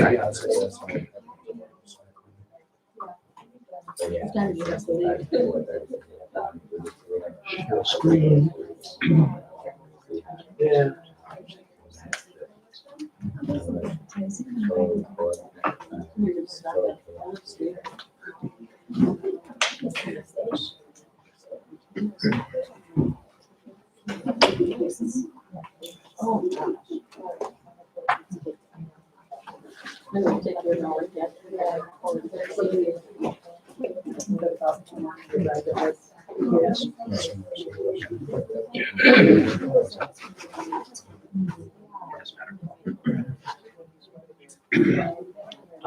Does Donna want to get us going? I can never really tell what. Donna, topic is do you want to get us going again or? Hey, folks, I hope you all on the telephone have enjoyed your lunch. We are getting organized again and getting back started. And I'm going to introduce Donna to get us restarted again. Welcome back. Thanks for sticking with us. I wanted to introduce Tim Neville. Hi. Tim is our food distribution coordinator here at Second Harvest Food Bank of Southern Wisconsin. And hopefully your food banks are fortunate to have somebody in Tim's role as well. He is he's one of our liaisons between our food bank and our agencies, and people often call Tim with questions. He's an expert troubleshooter. You know, he walks people through things. He holds their hand when they think they have something that's bad when it's not. And then we learn and we grow along the way. So Tim is here today to talk about safety, some misconceptions, and a lot. And some of this is, you know, just as a review of what we discussed earlier today. But it's good to circle back and talk about some of these, especially with the season of produce with apples and so forth. It's not a bad thing. So, Tim. Great. All right. Thank you, Donna. Again, I'm Tim Neville, the food distribution coordinator at Second Harvest Food Bank, and just going to go over some slides of some basically good and bad produce and some misconceptions that surround the good and bad produce. I do think that trying to kind of do away with a lot of the misperceptions on what is good and bad is really important in solving our overall goal of ending hunger. So that's why I want to go through this with you guys. Okay. Anyway, so we got apples. First slide. What do I do? It's probably me. Well, that's good. I'll take responsibility for this. Hold on, this guys. You know, I thought we had all of our problems. It just dealt with a second ago. It just worked a second ago. Try it again. There we go. Okay. So this is some slight bruising on an apple. That would be an example of something that would be safe. I know that you guys already went over Teresa went over apples, so I'm just going to kind of fly through this one. Superficial spots, again, that's something that would be completely safe. Blue mold, that one on the other hand is unsafe. Gray mold, unsafe as well. Oh, alternaria rot, sorry, unsafe. And bullseye rot, that's an easier one, unsafe. All right, moving on to bananas. Bruises. Now, this is something that a lot of people won't take. They think there's something wrong with it. In reality, there's really nothing wrong with it at all. That's completely safe. Speckling, same thing, totally safe. Chill damage. Now, this is kind of a little bit different. It's sort of hard to tell the difference between the speckling and chill damage, except for that it is quite a bit more severe, the blackening on it. That would be something that would be unsafe. Overripe, to the extent of this overripeness, would also be something that I would consider probably unsafe. Maybe unsafe is the word I would use for it, but I would be hesitant to distribute these, although, question. What is unsafe about it? And that's why I said, I don't know that personally the verbiage is unsafe I would use. This was from Feeding America. We kind of stole it from the website. Really what's going to happen with the overripe ones is they could be used for baking or possibly smoothies would be about the only thing. That's why I'm a little hesitant with the unsafe. But anyway, I personally would give these out and just tell people that they need to use them right away. And if they're using for certain purposes, baking or like I said, smoothies, another one that those are actually perfect for. That is actually another thing you could do with the chill damage. Yeah. So that's why I said any kind of baking, the chill damage as well. I would probably use those the same way as you would an overripe one, because basically when you get chill damage, what's going to happen is it tends to basically ripen them quicker, turn them into mushy. Okay. Was there any other questions on bananas? Oh, I'm sorry. This is the first question, because so my daughter will eat this much banana, and then I'm like, well, how do I keep the rest for her tomorrow? So I'll put it in the fridge, and then it kind of turns dark like that. But then It turns brown, yeah, sure. Exposed when it gets exposed to the oxygen, it's going to turn brown. You can freeze it and use it in the smoothie. Sure. Yeah. But if I wanted to just feed her a little bit more tomorrow, or whatever, Yeah, completely fine. I mean, to be honest with you, that spot that's a little bit brown is anything unsafe. But you could probably know just it's going to be edgy. Right. Yeah. Okay. Good question. Thank you. Sorry. Oh, that's all right. I'm gonna read that Sorry. anyway, because we're gonna film in black bags. Yes, that's right. I think you're frozen.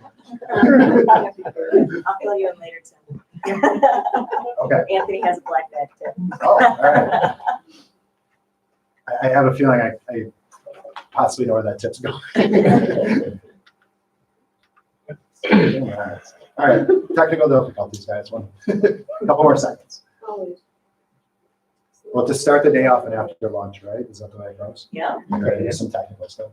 Hey, there we go. Okay, so moving along, we're going to go on to cabbage here. So we got some small spots on the outer leaves. I think this one's probably pretty obvious, completely safe. I can barely see the small spots personally, but black rot. This one also, I think, a little more obvious. Totally safe, right? No, Oh, yeah. unsafe. And white rot, same deal, unsafe. Downy mildew. Now, this picture it doesn't show up very well on here. And I want to point something out. If it is downy mildew, you guys know what that looks like. It's got fuzziness. It almost looks like there's mold starting on it, very similar. That's not going to be good. That spreads to the inside really quickly. Now, if that was just a little bit of drying on the outer leaves of the cabbage or some dirt, that's kind of what the purpose of the outer leaves on cabbage is, basically, to protect the inside. So if it's dried out, low dirty, you peel a few leaves off on the inside, or on the outside rather, I'm sorry, the inside should be perfectly fine. Moving on to cantaloupe. Slight discoloration. Anybody want to guess? If you're not figuring out a theme on the way the slides are working here, yes. Mold, unsafe. Decay, that's also going to be an obvious one, unsafe. That's an that's a yes. Somebody else want to pronounce that one for me? I can't. I slaughtered the other one that I pronounced 5-10 times before this. So yeah, that one's unsafe as well. Carrots, spots on the surface. Really nothing wrong with it. That's totally safe. And another thing too, with a lot of this kind of farm produce or produce, sorry, I call it farm produce, hard produce that comes from the ground. When we get it in, we get stuff from people's gardens. There's dirt on it. That kind of makes a lot of people weary if they're used to buying stuff at the store and they don't realize that, well, before it gets washed off, that's the way it all is. So just something to point out too. I do get that question a That's lot. my favorite, that's an ask. Yeah, and this one's great. He's really, That's what I think it looks like, but- he's on a mission. He's getting where he's going. Rot, another obvious one, unsafe. Mold, unsafe. So lettuce. Now these ones are a little more obvious too. This one is going to be completely safe. That's just the stem, the core. Tearing, slight bruising again. I can't even see what's wrong with that, but that one's safe. Wilted leaves. Now this one again, if it's to this extent where it goes into the inside of the lettuce, then yes, it's definitely something you want to get rid of. But again, kind of like the cabbage, especially when you have translucent bads, or I think we have an iceberg. We don't have iceberg. If you have like an iceberg lettuce, it's like a round head lettuce, and the outer leaves get a little brown. Same with the cabbage. You peel a few leaves, layers back, and the rest of it should be good to go. Translucent leaves, obviously not good. White mold. Pretty much you see white mold on just about anything. Produce-wise, it's not going to be a good sign. small sprouts on onions. I know you guys already went over onions, so we'll fly through this one. Completely safe. That's totally normal. That's the way onions grow. They're just starting to grow new ones. You actually cut the sprout off. You can kind of hold that process off a little bit longer as well. Same with potatoes and eyes on potatoes. You guys probably covered that already. Odd shapes, totally safe. Check that out. It's a little small. Bulb rot, on the other hand, this one a little more obvious, unsafe. Bacterial soft rot, any type of rot is going to be unsafe. Neck rot, unsafe. Sour skin. Now, this was kind of a new one for me, but yeah, that's going to be one that's unsafe as well. And oranges. Slightly green. What does everybody think? Nothing. Completely fine. To be honest with you, the way that we get a lot of the oranges in, they are green. And you open it up and they're completely fine on the inside. They're super juicy and great. Most ones you get from the mixes. Not most, a lot. Very good. Thanks, Teresa. Small spoons. Safe. Just want to make sure that was a compliment. Mold, on the other hand, unsafe. Mold in the navel, it's going to be unsafe as well. Little theme with mold. Decay, unsafe. Yeah, I'm not trying to trick anybody. Green mold, unsafe as well. Potatoes, you guys did this already, so I'm going to kind of fly through. We already touched on the sprouts.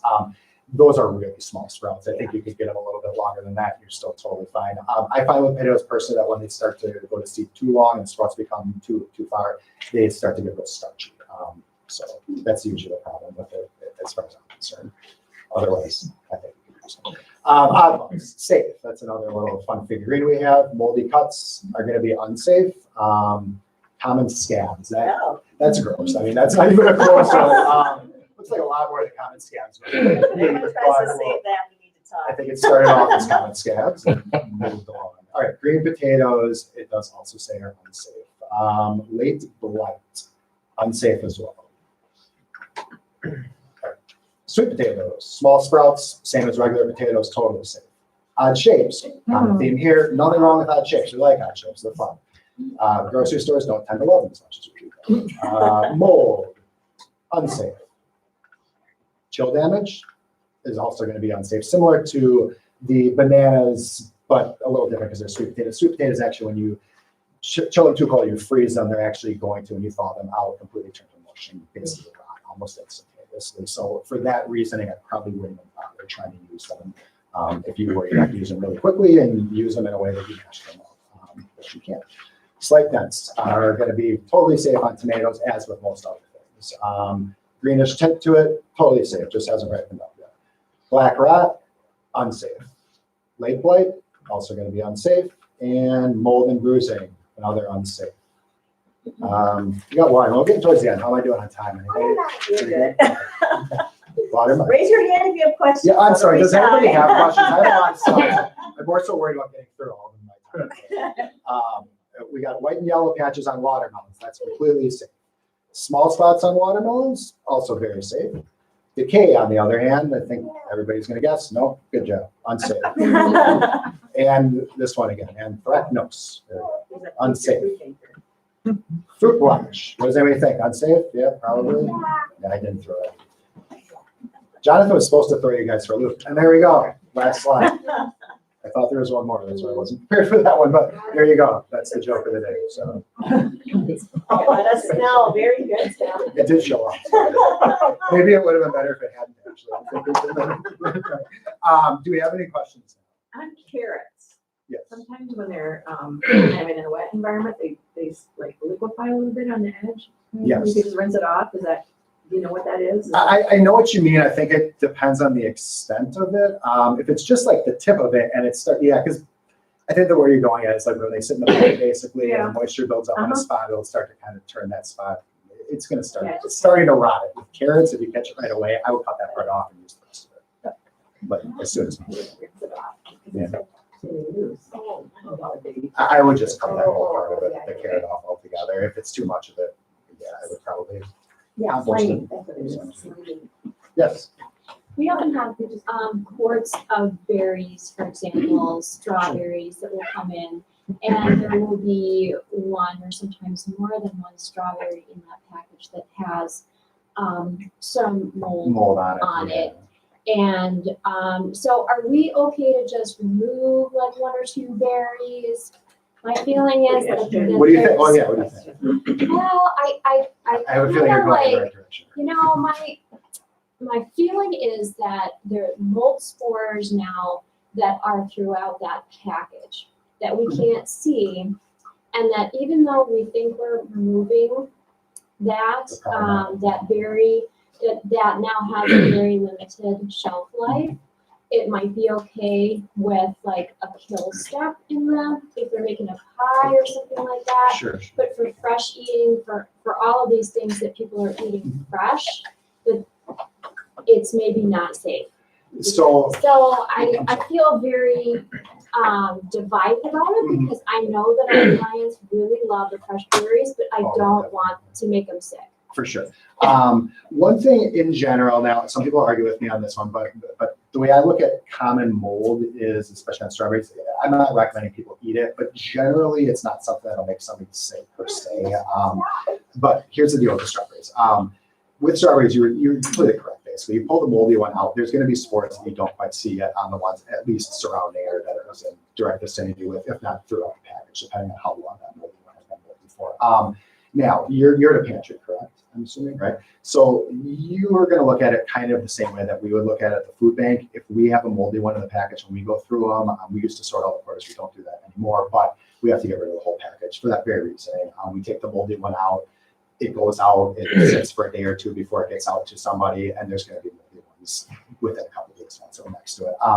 If it's somebody at home, on the other hand, it's totally fine to take that one out, rinse the rest of them, and eat them right away. But for our purposes at the pantry and food bank level, unfortunately, if there was a moldy one in the package, you do really need to get rid of the entire package. But yeah, that's an excellent question. Thank you. Blueberries too. Blueberries, yeah, really that holds true for any berries, frankly. Any kind of berries, anything that's in those clamshells where they're in super close vicinity that doesn't have a peel or a rind or something you need to take off. So that wouldn't hold true for something like oranges, grapefruits, that sort of But you can wash it. for It's yeah, so like that's why I'm sure we've all bought strawberries at the store. You have them in your fridge for a day or two, or maybe the next day, or maybe you just didn't look that closely at them and you see a moldy one. You know, if that's the case, take the moldy one out, rinse the rest of them, and use them as quickly as possible. But if you're at a pantry level, you really shouldn't be trying to rinse off anything or clean the rest of them. If there's a moldy one in the packaging, you need to get rid of them. Unfortunately, if it's a meal site and you're going to use it there now, that would be like the river. You guys have a meal site, you could completely do that at the river and use those in house for sure. So, yes. What about cranberries? Cranberries? That's a great question. Cranberries would be the same deal as the strawberries and blueberries. Yeah, great question. Good deal. Any other questions? Yeah. Hey, when you get the watermelons, we get them in a tote. You know, there's a lot of watermelon. When you start off, the watermelons be really good. I mean, Yeah. I mean sweet and Yeah. and everything. I Yeah. think I got the best watermelon I've eaten this year from Second Harvest. Good. And it probably came from Teresa Mixon. But then once you get, and it's probably what, 50 watermelons in a tote. I don't know, there's quite a few watermelons. But then once you start getting down to the bottom, if you don't get rid of them all the same day, then they start molding. Is there anything you can do to stop them from molding, the ones at the bottom, or? Oh, boy. I mean, because you can't see them. Aside from getting rid of them quicker, yeah. Yeah. Aside from getting rid of them quick. Yeah, because I understand, if you knew the ones at the bottom, maybe what tends to happen with the watermelon sometimes, from our experiences, when you get bad ones, they tend to be on the bottom because they've had all the weight of the ones on top of them. Yeah. So that's one thing. Teresa, do you have any suggestions on that? Actually, I mean, So I'm one of punted, the but things is just it, right? So we're putting these in 700 pounds, the oh, that's right. oh, I'm sorry, I forgot all that too. That's Yeah. a guy on the phone, yeah. Yeah. So oftentimes we're getting them in those bulk bins, and they're about 700 pounds, and 2-3 feet tall on that cardboard on the side. It's a lot of weight pressing down on those watermelons. So one of the things, if you have the ability to display your watermelon differently, is getting some of that weight off of those watermelons. Because what happens is the ones at the bottom will compress a little bit. You might start to crack.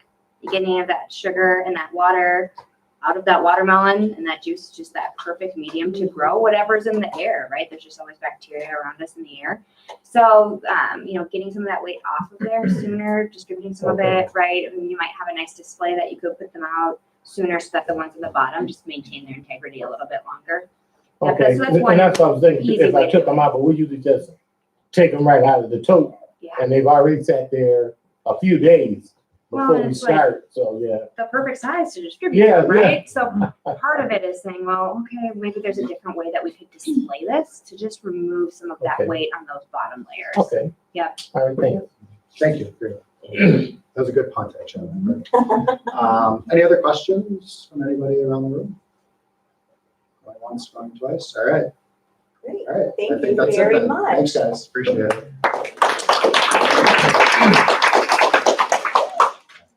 Awesome. All right, so we started the day with a corny joke, so I'm gonna do another one just for fun. Make sure you're here and paying attention.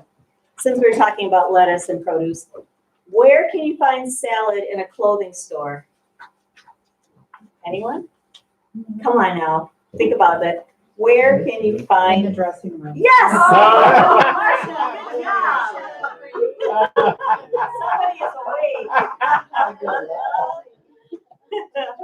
I didn't even hear that. I got thinking in a clothing store. Yeah, very good. Be warned, there are more of those. So while we're waiting, I'll give you another one. Why shouldn't you tell secrets on a farm? Because you want the animals to know. That's a good answer. That is a good answer. Corn has ears. That's right. Corn stalks have ears, the potatoes have eyes, and the beans talk. Oh. I have no idea why this is. I did. Okay. Yeah. I'll go back to the original spreadsheet, or the original PowerPoint deck. That's what my slides are, and then I'm gonna come back to those two. Got it. Yeah. Okay. Oops. Example. So, yep, you can start right there. You can start right there.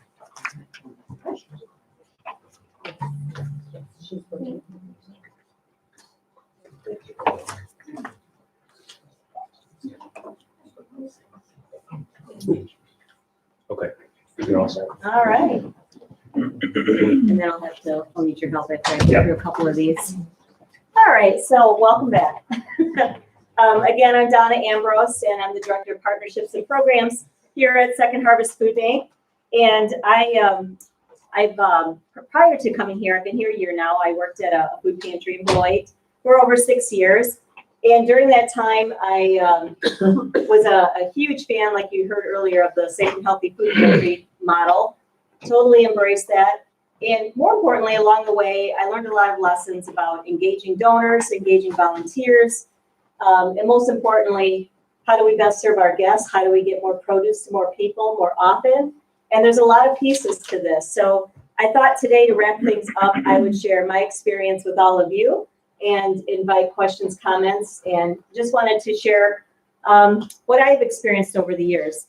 So when you have produce sections that really pop, there's three groups that benefit from this: your volunteers, your donors, and most importantly always are the people we serve. So I refer to them as your guests or your neighbors. I'm not a fan of the word client. So this is more inviting, it's more welcoming. So you'll hear me use that phrase. All right, maybe not. Uh-oh. All right, hold on. It's not gonna go forward. Did David just step out? He did. Yes, he did. All right, that's okay. I'll keep talking. What's that? I didn't see. Well, we tried to see. He has an apple. Chuck's back. I know.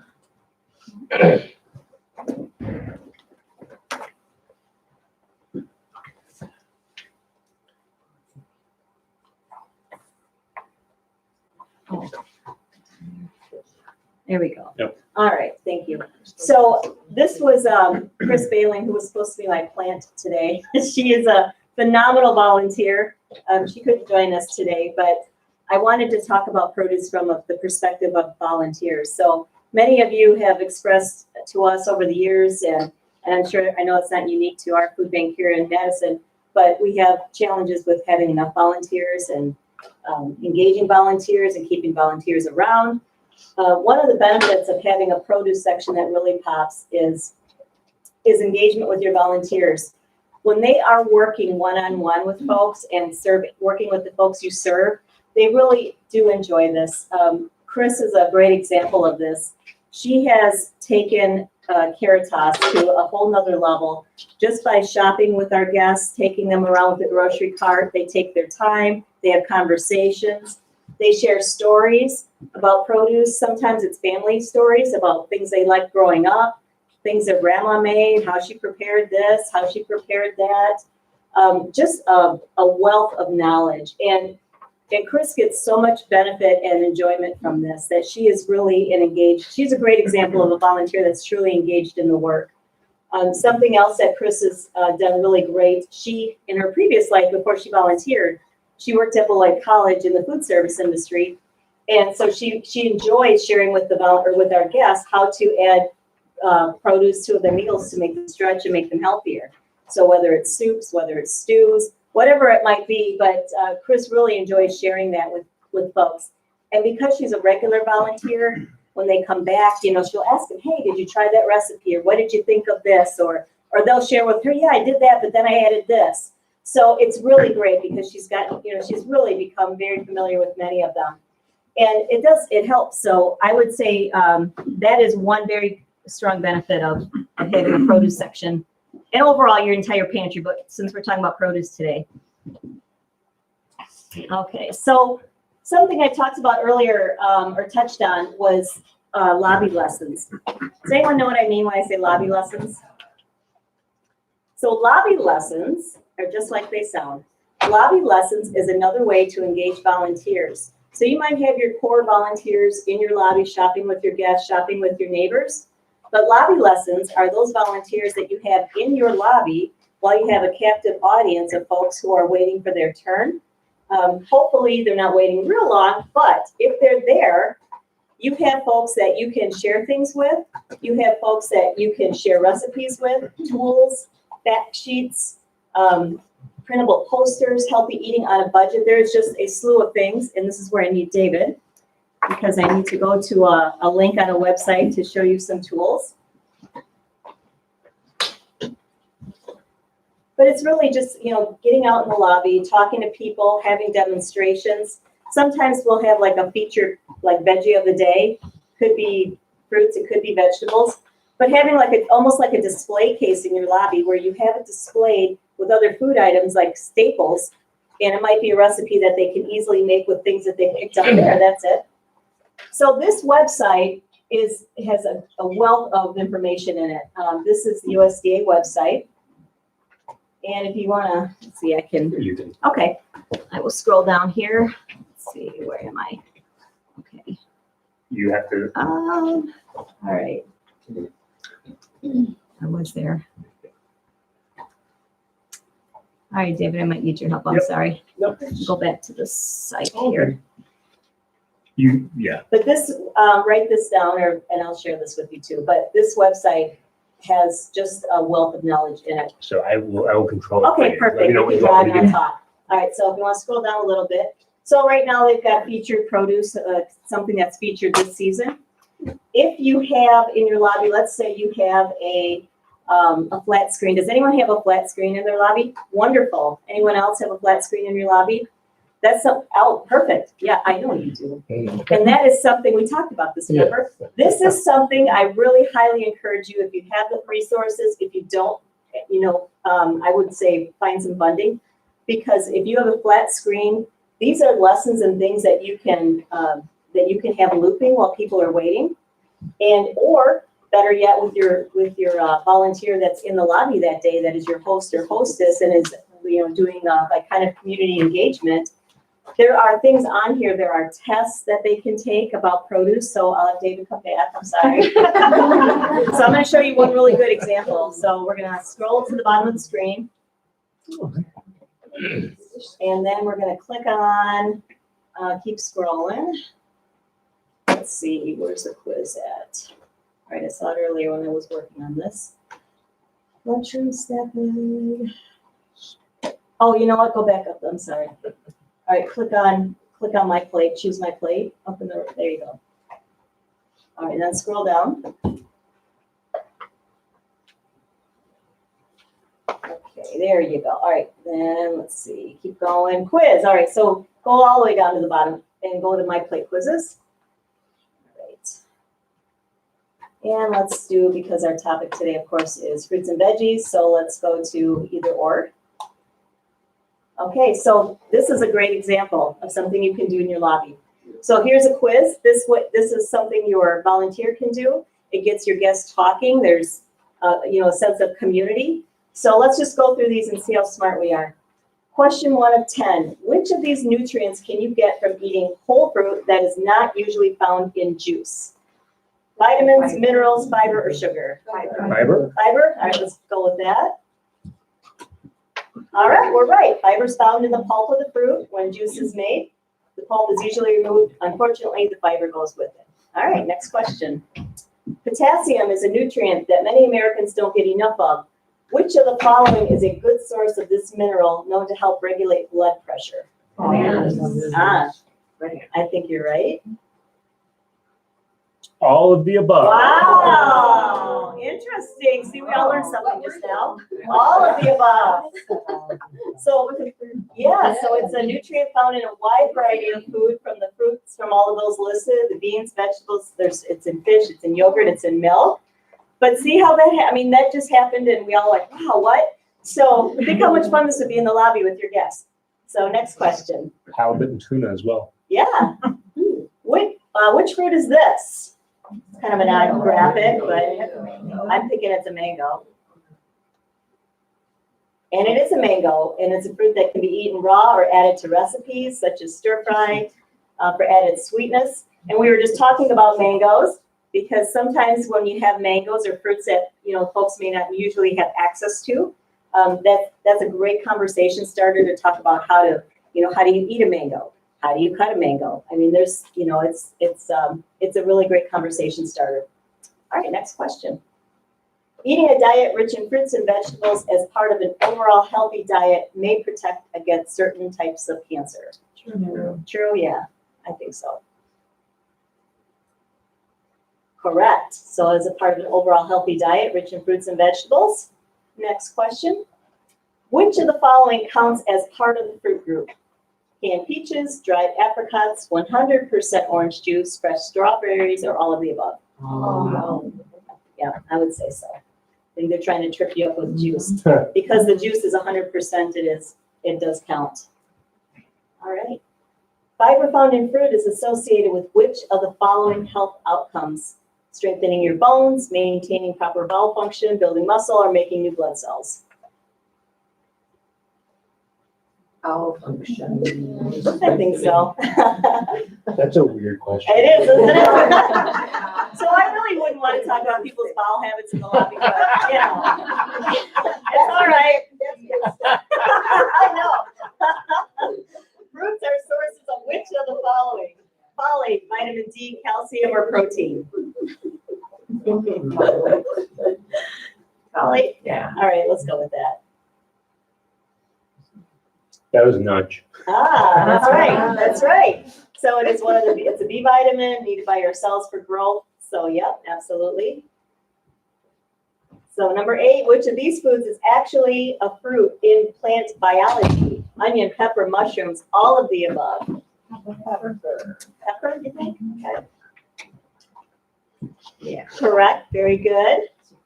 Wait a second. For the seeds, right? Yep. So the fruit means the seeds are inside. I think so. Which of these foods is a source of vitamin C? Pineapples, strawberries, oranges, all of the above. Yeah.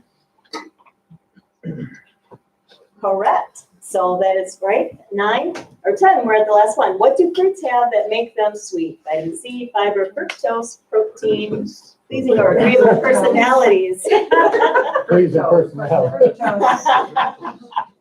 So by the way, for all of you who worked with USDA, you know how hard it was for them to get that in. Right? All right, correct. Awesome. 90% correct. Very good. But that is, that's just one simple tool I wanted to highlight because it's really fun. Your guests most likely will enjoy it, hopefully. But no, it is. What's that? That's simple, under the question mark. It's It's a nut, I think. No, I think it's a whisk. I thought it was a whisk too, yeah. What's cooking? Yeah, mixing bowl. Yeah, so that's a mixing bowl. Yeah, absolutely. Can I say my favorite thing? I promote this website a lot because on there, for the recipes, you can put in a couple things you have in your pantry and it'll give you recipes. Yeah, absolutely. So take your time and explore it because we can spend all day just exploring that site. So to Ann's point, we've used those. So if it's like a produce, like it's something that's in season right now, with apples, pumpkin, squash, there are things you can print, hand out, you can laminate, you can enlarge them, make them into posters for your lobby. There is just a wealth of information on that website. And a couple of them I printed just to share with you. So there's like different tips. This one is on choose the foods you need to grow. And this one is targeted to teenage boys. So 10 tips there. So that's great. We have 10 tips on getting more fruits and vegetables in your diet. And there's multiple languages on the site. So this one happens to be in Spanish, but there's also that's available as well. This one is on making better food choices, 10 tips for women's health. So if you're going to pick a day or you're going to do a targeted market, there is anything really you can look for is on that site. Healthy eating on a budget. I like that one a lot because that link, something we often do, and this is what our lobby volunteers were trained to do, is talking to people about how do I use my food pantry in conjunction if they're using food share, and how do I strategically do that so I have more disposable money to buy more healthy food. So if you're like Anthony and you're having a Fresh Monday, your guests might know, hey, I know I can see Anthony on Monday, I can get loaded up with produce. I don't have to use my food share benefits to buy produce. I can save that for something else that I may or may not get at the pantry.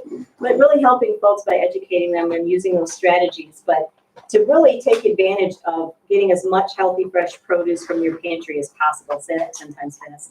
But it's a great website. I enjoy it a lot. Something else, and originally I had this set up, but I'm going to bring it over to the camera, so I might need some help.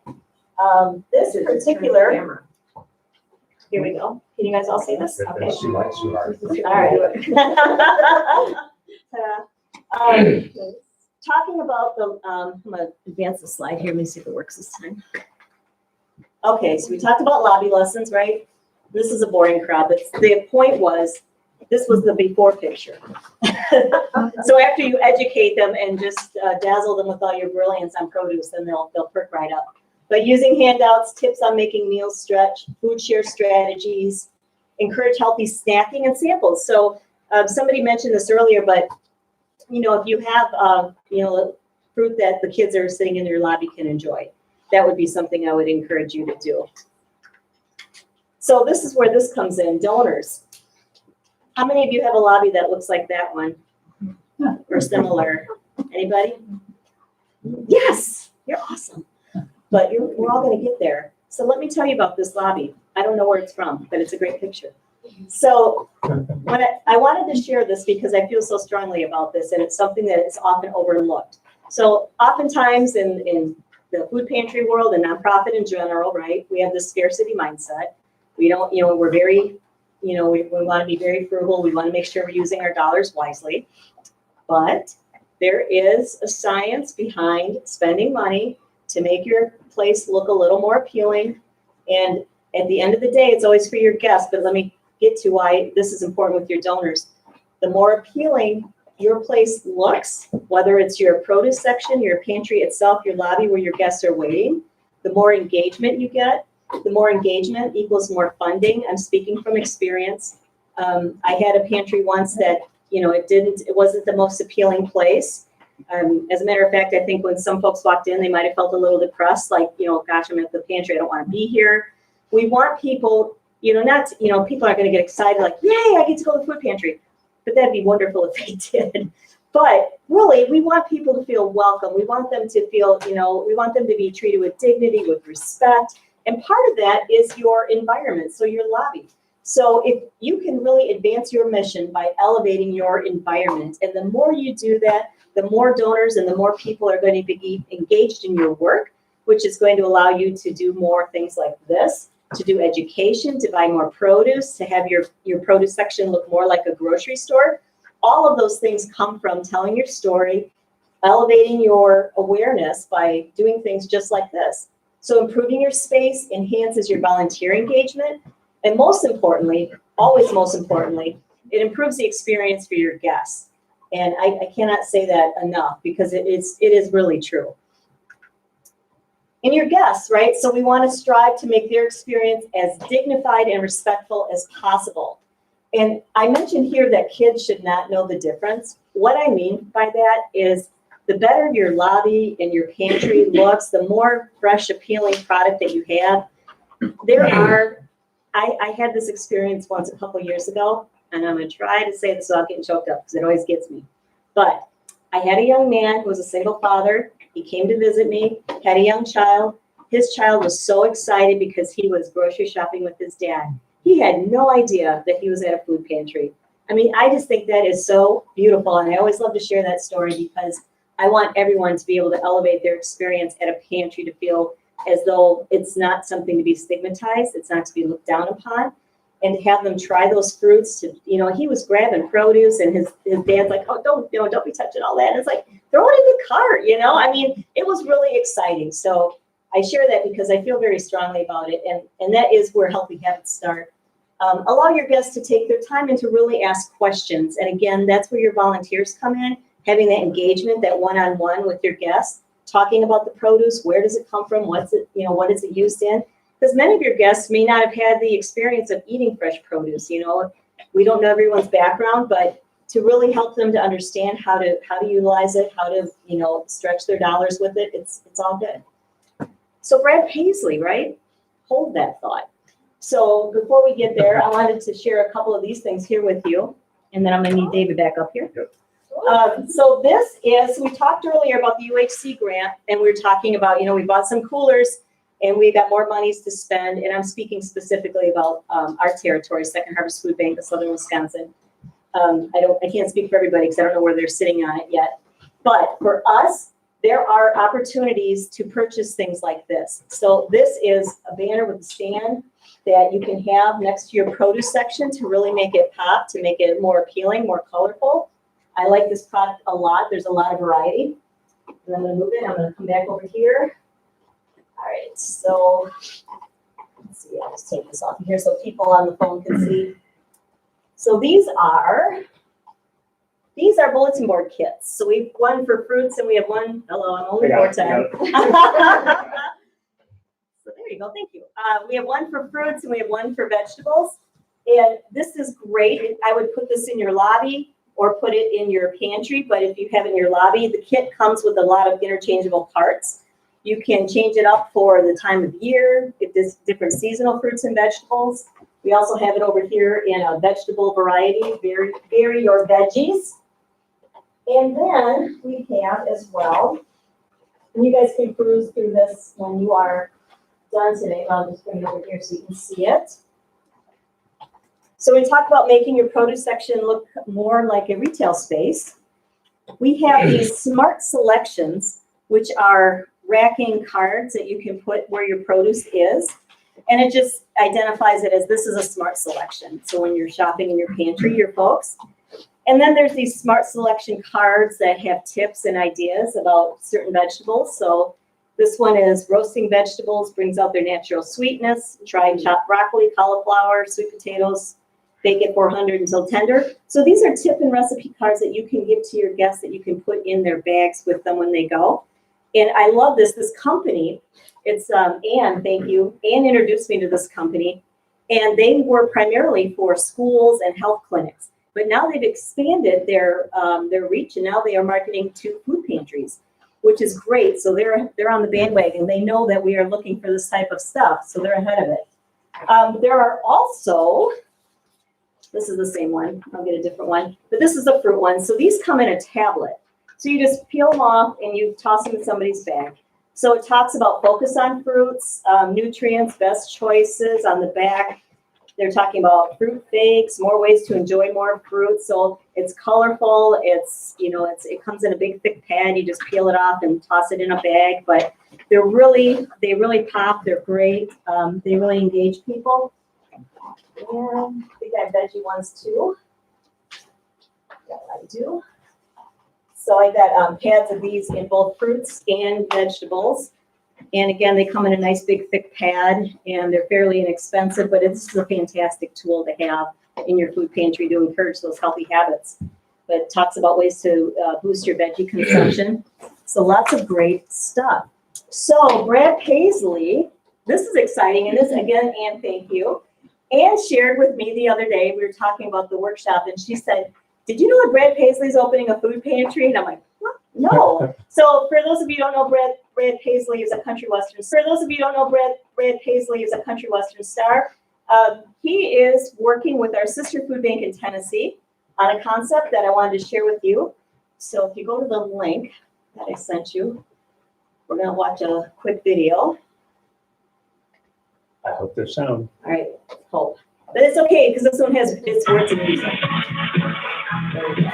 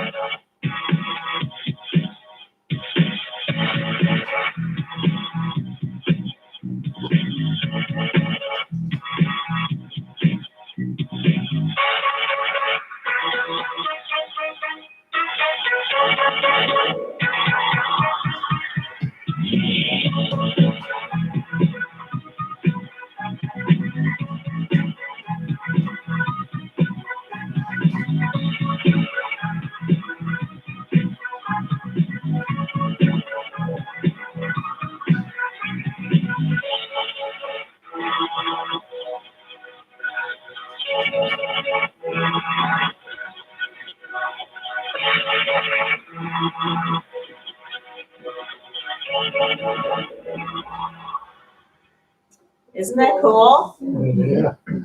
I just love that. I was so excited. So I'll have to follow that story and see where it goes.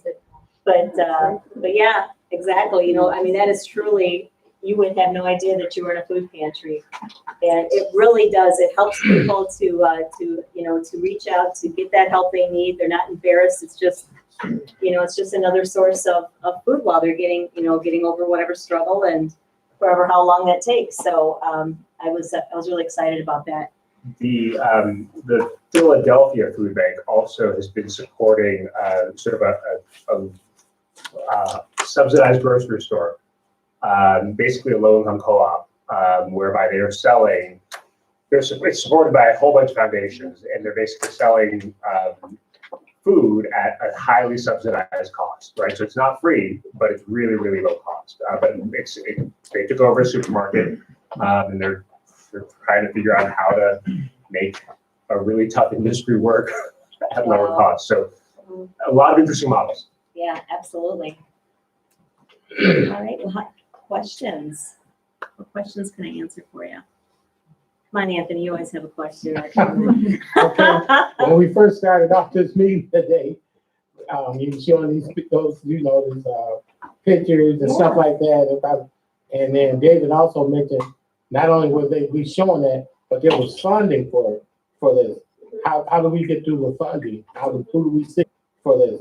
How do we get through the funding? Who do we see about that? Is an excellent question. So the strategy I use, and it's probably different, depends on where you get your funding. So in Beloit, there's several foundations that I reached out to.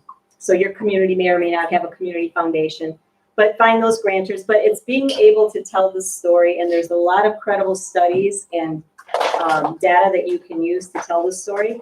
But I mean, really, when I first started on this project, it was with the State Line Community Foundation, and just told them how we wanted to elevate the experience of our guests, so they had more dignity. They felt like they were shopping in a grocery store. They were all on board with it. So it's finding those people that really get on board with that story. and sharing with them that you can reach more people, the more apt to utilize your services because it looks more appealing and more inviting. You have more volunteer engagement. Definitely more volunteer engagement helps as well, but it's, finding those funders that would support that type of work. And I'll also add too that I think I may have mentioned that there's also funding through the United Healthcare Grant. So Yes. It's not going to be millions of dollars, right? It's not Brad Paisley money. It's Feeding Wisconsin money, which is a little bit less. Yeah. But there is for money for things like this. But there's funding for stuff like that. If you need shelving, if you want to print signage, if you want to do things, right? Even if you don't want any of that stuff and you want to get like a little cooler case, right? Like whatever works for you, depending if it's within reason and within our budget, you should either talk to your local food bank, whether it's Donna here or if you're in Channel 1's area or if you're in any of the other food banks areas, talk to those folks or talk to Jeff. So those are your options because Jeff is the person who's making all the ships run on time, all the trains run on time. So he's your guy. Yeah, that's what I was talking about right there. Yeah, that's what. I don't have a checkbook though. Not on it? The check was not on him, so don't rush him today. But Anthony, we can talk. But so if you have ideas for things like that, let us know because we'll be doing another round of RFPs for additional monies to support things like this. So the last thing we wanted to do was to do these trainings and say, well, you're on your own, right? So we are here to help you. Again, not with Brad Paisley money, but with a small share of the United Healthcare money. With David money. Well, yeah, that's right. That's right. Can you give it like just a ballpark of like what people should be considering asking? A couple $1,000s. Yeah, a couple. So it's within the range of a couple $1,000. Jeff, do you remember how much each slot was? It was about. For people who are giving the coolers, there's $1,000 that's associated with the marketing with this for each cooler recipient. Outside of that, there's another batch of money that is sort of up for grabs and it's food bank specific. The food banks are each individually kind of allocating this out, but asking for anywhere from a couple $100s to a couple $1,000s is in range, but each food bank is going to have its own budgeting system. Right. So as a participant in this program, you all have an extra, I think it's somewhere in the neighborhood of $1,000 to just implement learnings. And then the food bank also has money too, because our friends at United Healthcare were incredibly generous and incredibly flexible. We have a lot of flexibility and we've sort of allocated it to control. We've allocated to each food bank to control, but also we hold a pot for all of the folks who are getting coolers as well. So a lot of little pots of money here and there. If you got a great idea, let somebody know and we will try to make it work out. Yeah. So hopefully the goal of this is hopefully. We have a question. Yeah. Yes. Feeding America Milwaukee. Hello. Our question is that if we have a cooler, how do we apply for this marketing funds? Is that gonna, or who do we talk to? In your case, that's gonna be Raina, Denise there. We'll help facilitate that, Jen. We'll help you manage that process. And then where do you get that, like the poster kit that you were showing? That's from, Who do you order I'll that forward from? that. That's on learningexpress.com is the company. We will have these materials for everybody post-training, maybe not immediately post-training, but shortly post-training. Yeah, Learning Express, so go to their website. They've got a wealth of information on there. Anybody else on the telephone? Any questions, thoughts, concerns? Donna, what is that link that we were talking about a few minutes ago? Safe and Healthy Food Pantry? What's cooking? Or, what's cooking? No, the one before that. Oh, we were talking about the Safe and Healthy Food Pantry link, and I'll share that with everyone too, so you have that, yeah. Oh, the other thing too, the USDA site reminded me, who here has used the Healthy Food Bank Hub? Nobody? It's called Hunger and Health now, right? It's called, is that what it's called? It's called hungerandhealth.com. That's the actual